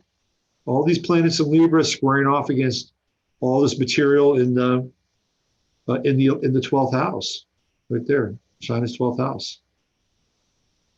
To me, this is about theft, spying, stealing, theft, intellectual copyrights, all that stuff. It goes on. I'm not saying any country is. If you ain't cheating, you ain't trying. That's the old sports adage. But I think this is going to be a total reset for this country. And who knows where they're going to go after this? Are they going to crank down and have kind of more top-down totalitarianism with Saturn on the ascendant, conjuncting the moon? Is that what's going to happen? Is there going to be a struggle inside of China for power? Who will emerge? It's going to be interesting. For the rest of us, we just got to stay healthy, keep your immune systems intact, which I talk about quite frequently. Okay, let me take a little breather here. It's 9:29. We've been jamming for 2 hours. I got a couple more charts here that I want to get into tonight. Let's see. Elizabeth Warren, PDB, and Andrew Yang. Who is that? Have the best charts in the U.S.? Well, I don't know. Pete Buttigieg has a Moon-Uranus conjunction in his chart. Elizabeth Warren has a Sun-Uranus conjunction in Cancer. Frankly, I think she's batshit crazy. Whether she has a good chart or not, she's nuts and unelectable. That's my opinion. Let's see. China has more momentum than Japan, but China is built on sand. Everything is short-term profit. Yes. What's Hong Kong's chart? Hong Kong's chart we've looked at before, and that the eclipse that happened on the 26th went right through southern China and right on top of Hong Kong. Some of the flakiest people I've ever known have been Libra. No offense to Libras here, but she's a Cancer, and America's a Cancer sun. Well, I get that, but she also has Sun-Uranus conjunction, and that makes her unstable. It's totally unstable. Besides, she's a 0 degrees Cancer.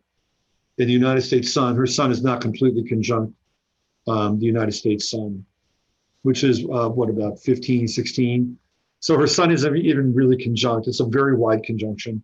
And it's a very tight, it's one of those tight conjunctions, right, with Uranus and the sun. I mean, she's talking to these kids, telling these kids she's going to get a transgender teen to tell her who to get for Secretary of Education. I'm sorry, if that's not nuts, I don't know what is. Well, how do we define nuts now? You know, and I don't think her chart is, I don't think it's that aligned with the U.S. chart. I mean, I just think, I'll take just a bit of exception with that, not to be right or anything, but because the conjunction's really wide. And you throw in Uranus, the wild card, and she's crazy. How do you not define that as crazy?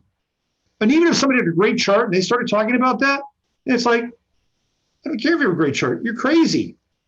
I mean, it just doesn't compute. Doesn't. She's unelectable. She's totally unelectable. Maybe if her sun was closer to the United States sun and it wasn't being knocked around by Uranus, she might have a much better chance. But she'd have to be more conservative. This is a conservative country by and large. Even though Twitter says otherwise, it's still a conservative country. And when people were kneeling in the NFL, guess what? They stopped watching the NFL. It was clear. That Moon-Uranus conjunction is not, it's too erratic. And Trump has a Sun-Uranus conjunction, which is a little bit different though, because, I'm sorry, Elizabeth has it too, my bad. It's a bit different. It's in Gemini, but Trump is connected, right? Like you look at Trump's stellium in Cancer, and they're locked right in. Those planets are locked right in on the U.S. chart, which is why he's been a very successful populist. Rosie's back. Anyway, I get where you're coming from because the United States is a Cancer country, but the conjunction would be super wide. And again, she's just got that. The other thing too is that Gemini tends to be mental, right? It's mental, whereas Cancer is emotional. And you can have, I actually think that Uranus works better with mental signs because the ruler is, it rules Aquarius versus an emotional sign like Cancer. Like I think Uranus is a detriment in that equation. My 2 cents.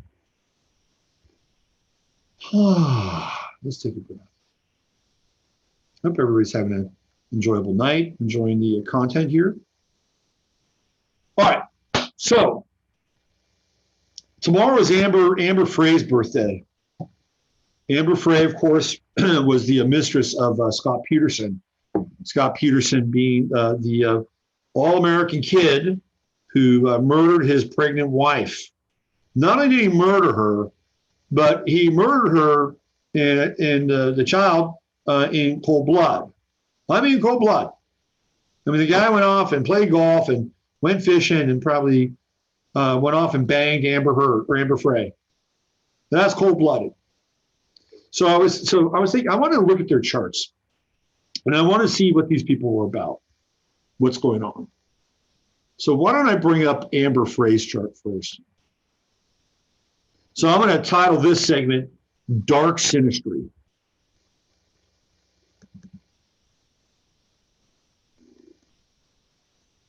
So I got Amber Frey right here.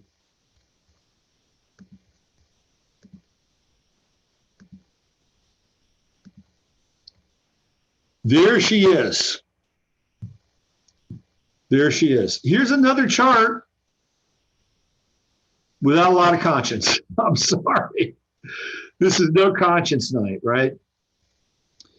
Aquarian sun, balsamic moon, Mercury in Aquarius, 11th house. This is not a person that is wired. Like, she's not wired for LTR. She's not wired for LTR. She's got Uranus on her descendant, house of relationships. Speaking of Uranus, things get a little, how should we say, unpredictable there. You think she had a bit of an unpredictable relationship with Scott Peterson? And then she's got Venus sneaking into the 12th house. Guess what that means? That means a secret affair. People that have Venus in the 12th house, I've read their charts. So, well, you've got a chart where it looks like, you could have had extramarital affairs here. And sure enough, right? Or at the very least, they've had relationships with people that other people have not known about. That also happens in the 8th house too, by the way. So she's got that. She's got that Venus ingress. We're just going to read that for the 12th house. Again, this is Aquarius tends to be a very cool sign, a very detached sign. And she has her ascendant at 28 Aries, which is very forceful. People that have an Aries ascendant are forceful. They're direct. They go after things. By the way, I get very few requests for people with Aries ascendants. It makes perfect sense to me. They don't want to fuck around with astrology, and maybe they should, but they know what they're doing theoretically, right? By the way, these are the ascendants that I get the most: Cancer, Libra, Gemini, Virgo,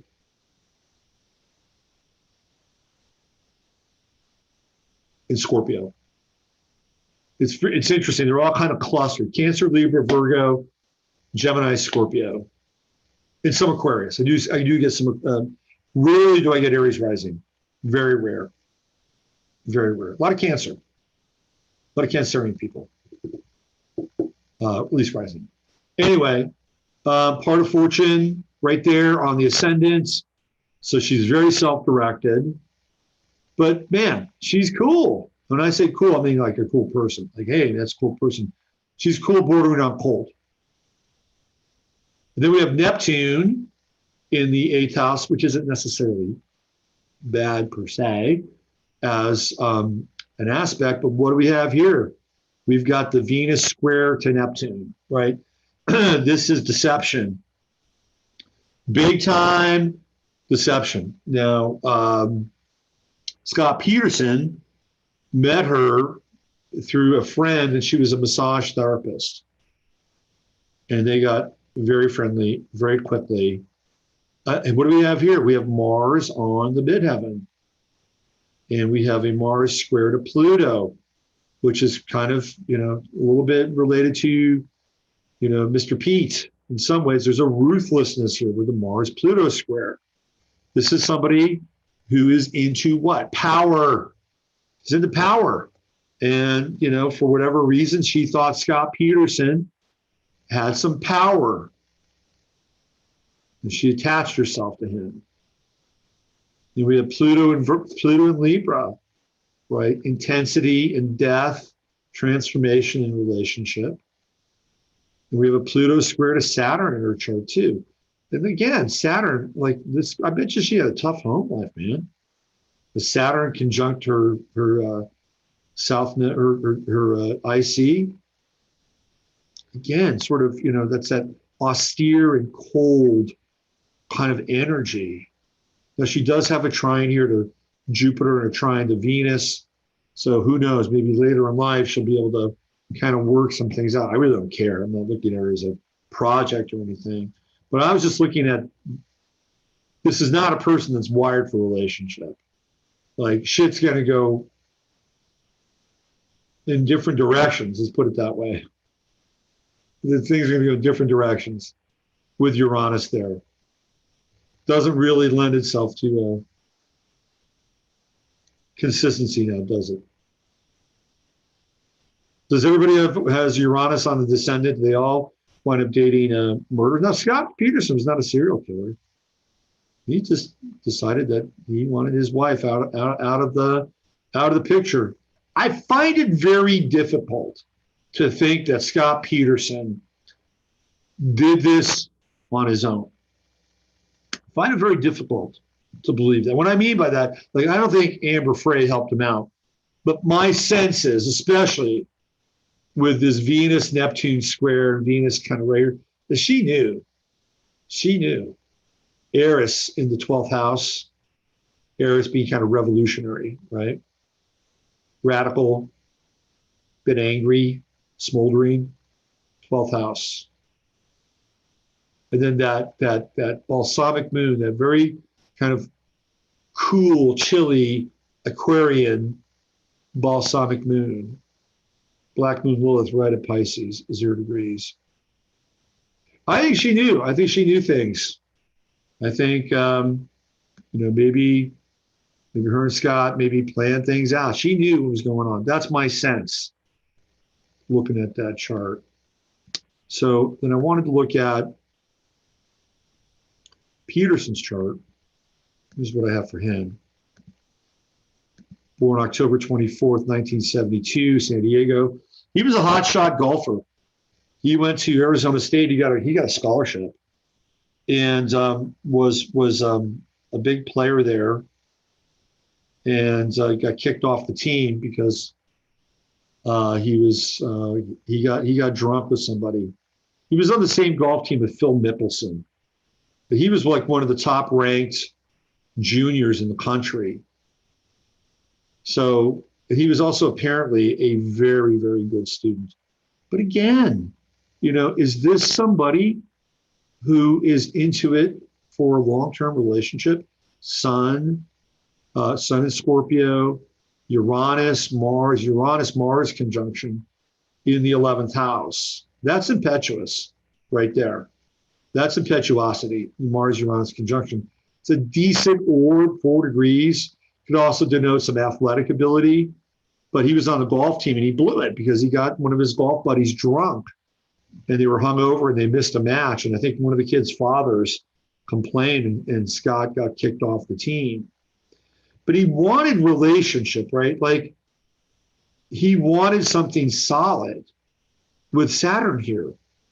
Like Saturn in the 7th house says, hey, I want a solid relationship. I want to have some kind of commitment. However, guess what? It's retrograde. So he would probably wind up rethinking his freaking commitment with a Saturn retrograde in the 7th house. It's sitting right on top of Vesta. Would he snuff the flame? Does it work? But then he has Moon right here on the 2nd house cusp in Gemini. So he's got some duality issues going on, right? And then, of course, playing kind of fast and loose with the facts, with Gemini opposing his ascendant. And he's a Sag ascendant with Neptune right there. And it's an interesting place for Neptune, for sure. Very interesting. Like Neptune on the ascendant can be very charismatic, especially in Sagittarius, and very charming, but also very slippery and very deceptive and malleable. Malleable. And he has this Venus square to Saturn, like trying to do the right thing, trying to have a family. South Node in Cancer. Oh no. 8th house. That's Scorpio's house, right? That's the house of death. Like this guy should never have had a family. But he, in some ways, he was compelled. He's compelled. But that's Saturn there. And then there's the square, when you get into Saturn-Venus squares, it's like working hard towards something. And apparently they did work hard. Scott Peterson was a very, very interesting guy in some ways. Like they bought a restaurant together, I think in San Luis Obispo, and everybody told him not to do it. And they bought this restaurant together. And they worked on that restaurant together. That's Saturn in the 7th house. And Scott Peterson could not afford the cost of having like the fan and the duct installed in the restaurant so they could cook food. He couldn't afford it. So you know what he did? He taught himself how to do that shit. He taught himself the duct technology. He sat down with a book and a manual, and he looked at the code, like the code for the county and all that stuff in the city, and he put the damn thing in himself. I mean, not everybody can do that. You may think, well, that's, you know, that's minor or trivial. Not everybody can do stuff like that. And every teacher who talked about Scott Peterson said they wish they'd had a classroom full of Scott Petersons. Getting drunk undid him, though, with that golf team thing right there. And he tried, right? He worked, but something happened. Something flipped him. Something happened with that Saturn retrograde right here. And then that South Node in the 8th house. And that's a house of what? Birth, conception, and death, and Cancer, the mother. And she was married. She was pregnant when he killed her. Tons of water, a lot of water in the chart. Some fire. You know, he gave up golf. He became discouraged. Didn't have enough fire. And he succumbed to Neptune. A lot of air, right? And to me also, this Mercury in Scorpio, people with Mercury in Scorpio are smart. Look at that black moon Lilith conjunct Mercury. Sextile Virgo. You know, he's kind of a smart guy. He figured out how to put a duct in, right? But also, ultimately, cold-blooded. Okay, so what does this chart look like with Amber Frey's? Because that's where, you know, we can really kind of see how this thing shakes out.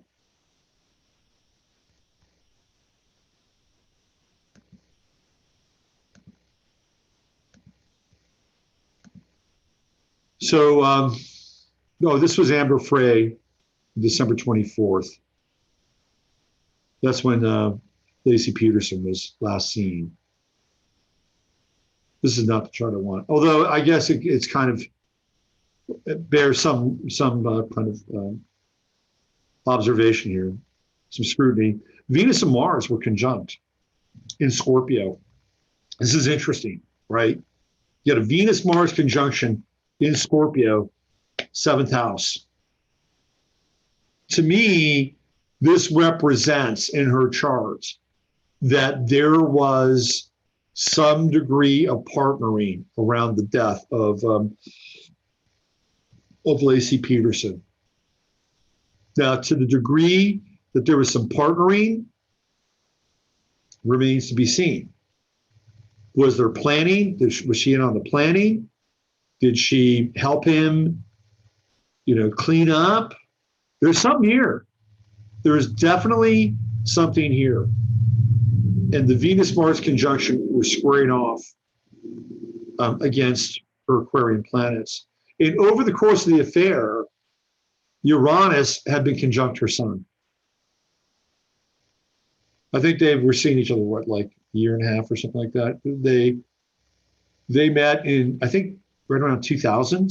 So Uranus had been conjuncting her sun, which meant that she, and also because of her moon conjuncting her moon. This is somebody who's unstable and ready for just about anything, right? Yeah. And then we have Saturn here.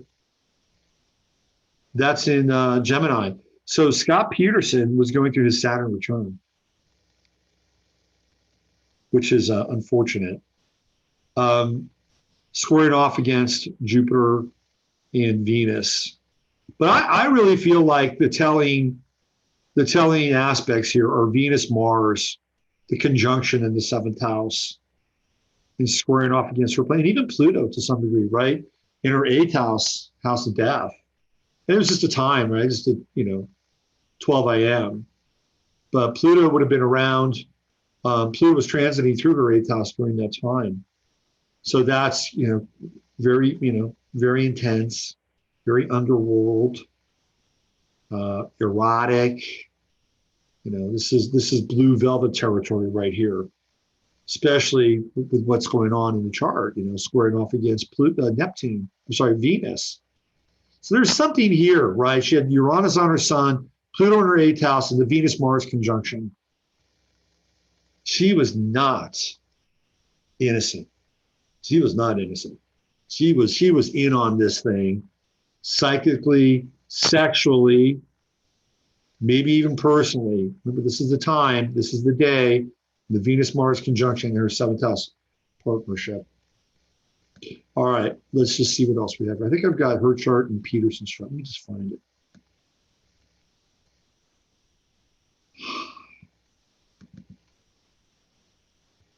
Yep, here we go.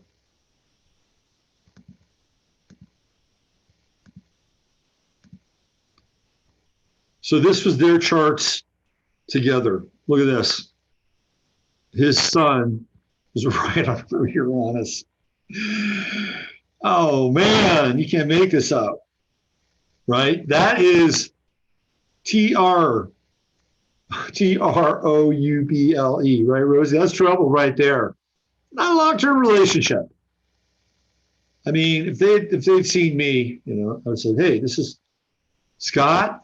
It's not going to last. It's not going to last. And I know you're going through your Saturn return, but it's not going to last. So we have that, right? I mean, that's right there. That's right there.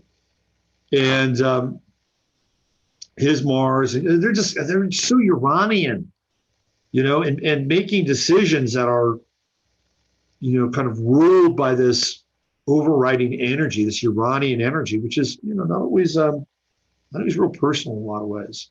It's just the way it is. So there's that. To me, that was like, all right, this is pretty significant.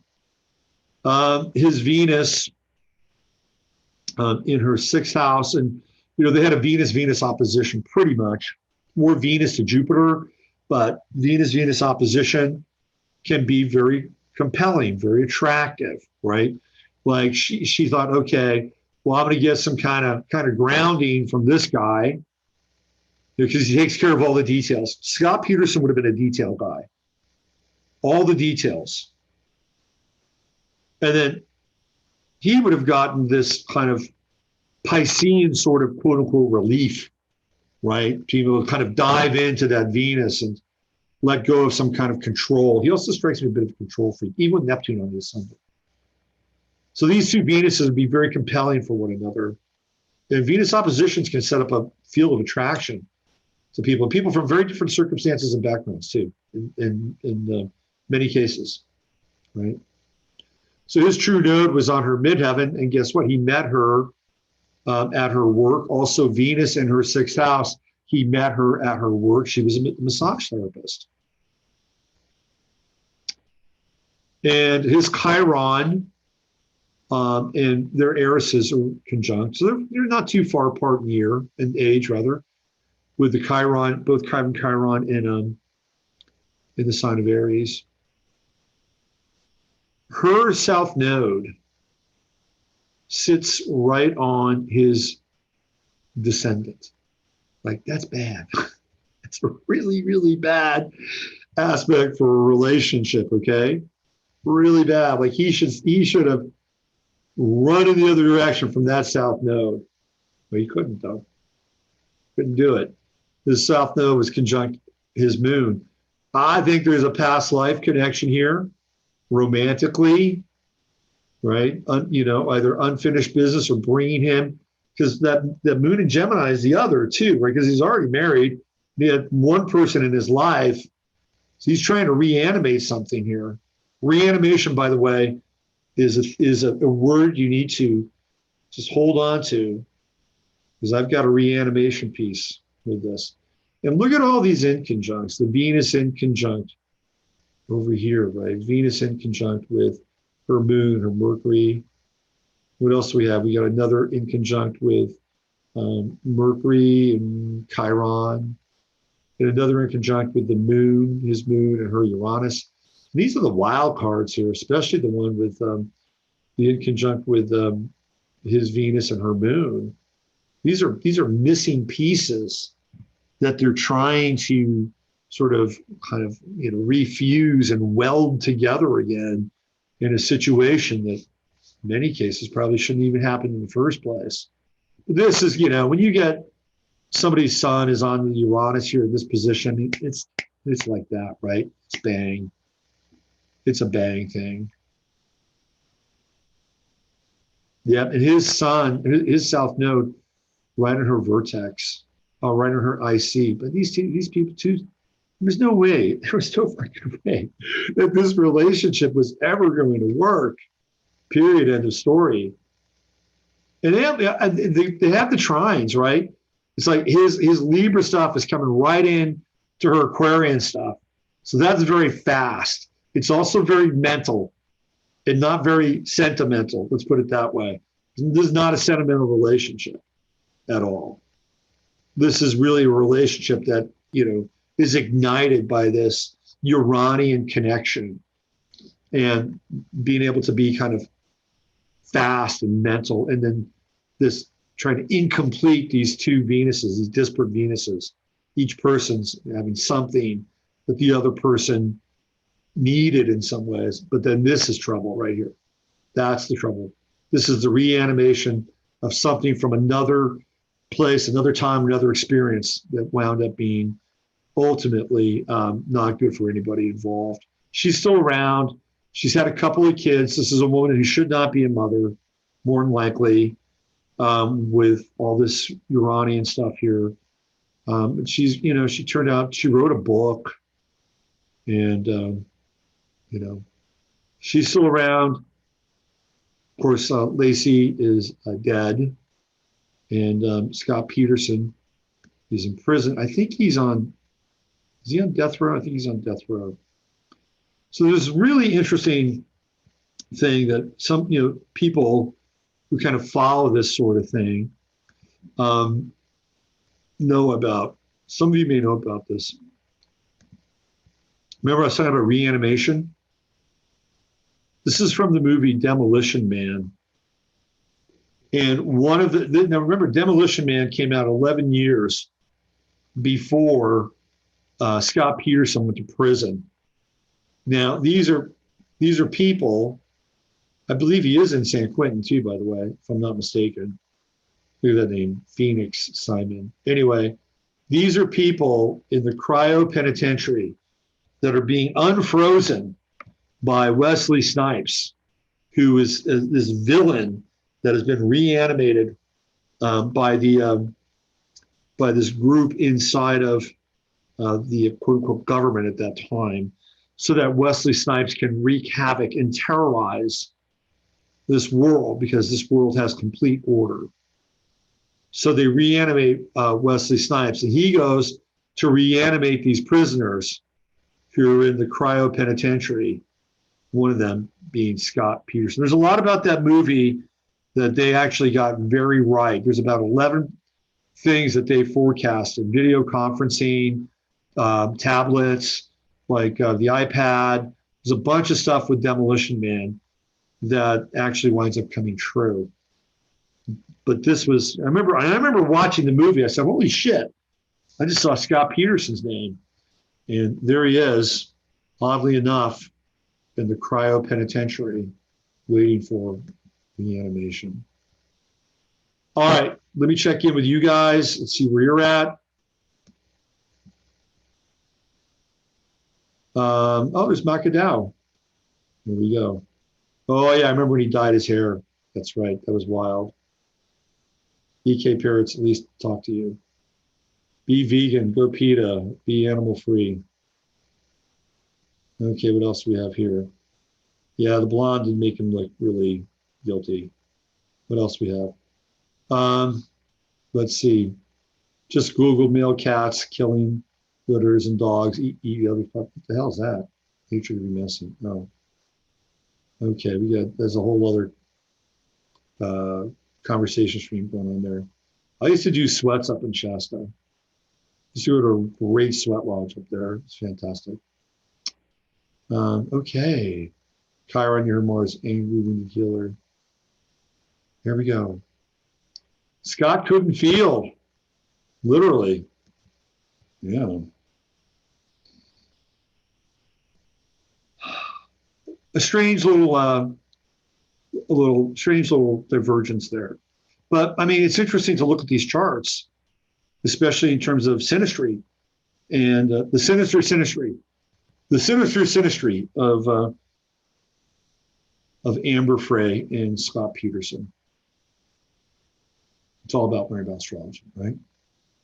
But we know about these people. We know what their, at least on the surface, what their lives were sort of like. And by looking at their synastry charts, we can see some of the stuff really, really play out. Okay, I'm gonna get out of here. I've been jamming now for 2.5 hours. Where else do you get astrology for 2.5 hours on a Sunday night? All right, thank you all for attending. I really appreciate it. You can go over to robertphoenix.com, where I have a subscription service thing that I put together, and you can subscribe. And a lot of you already have. I have $5, $10, and $20 levels. When you get to 10 and 20, there's some goodies involved. Like you get a yearly forecast, 365 days worth of transits. I send that right to you. You're also, if you subscribe to the $10 level, which is the Mars level, you'll get to attend one webinar for free. And if you subscribe to the Jupiter level or Jove, you get to attend 2 webinars. So if you do the math, you're basically getting like half the value for your subscription. You're getting stuff back. For $5, you get an attaboy or an attagirl. Okay, I'm out of here. I'll be back on Tuesday with 15 Minutes of Flame. And everybody take good care of yourself. Stay healthy. Stay fit. And do your best to take care of your business. Don't freak out. Don't let fear drive your program. You've got to face it. You have to face things in the days and the weeks and the months to come that are going to be at times a bit challenging. Maintain your center, stay close to your people, and ask for help when you need it. That's, I think, the maxim for the evening. It's been a great pleasure to be here and share this with you tonight. My name is Robert Phoenix, and you are you. Have yourself a great week, and I'll see you guys on Tuesday. Thanks. Bye.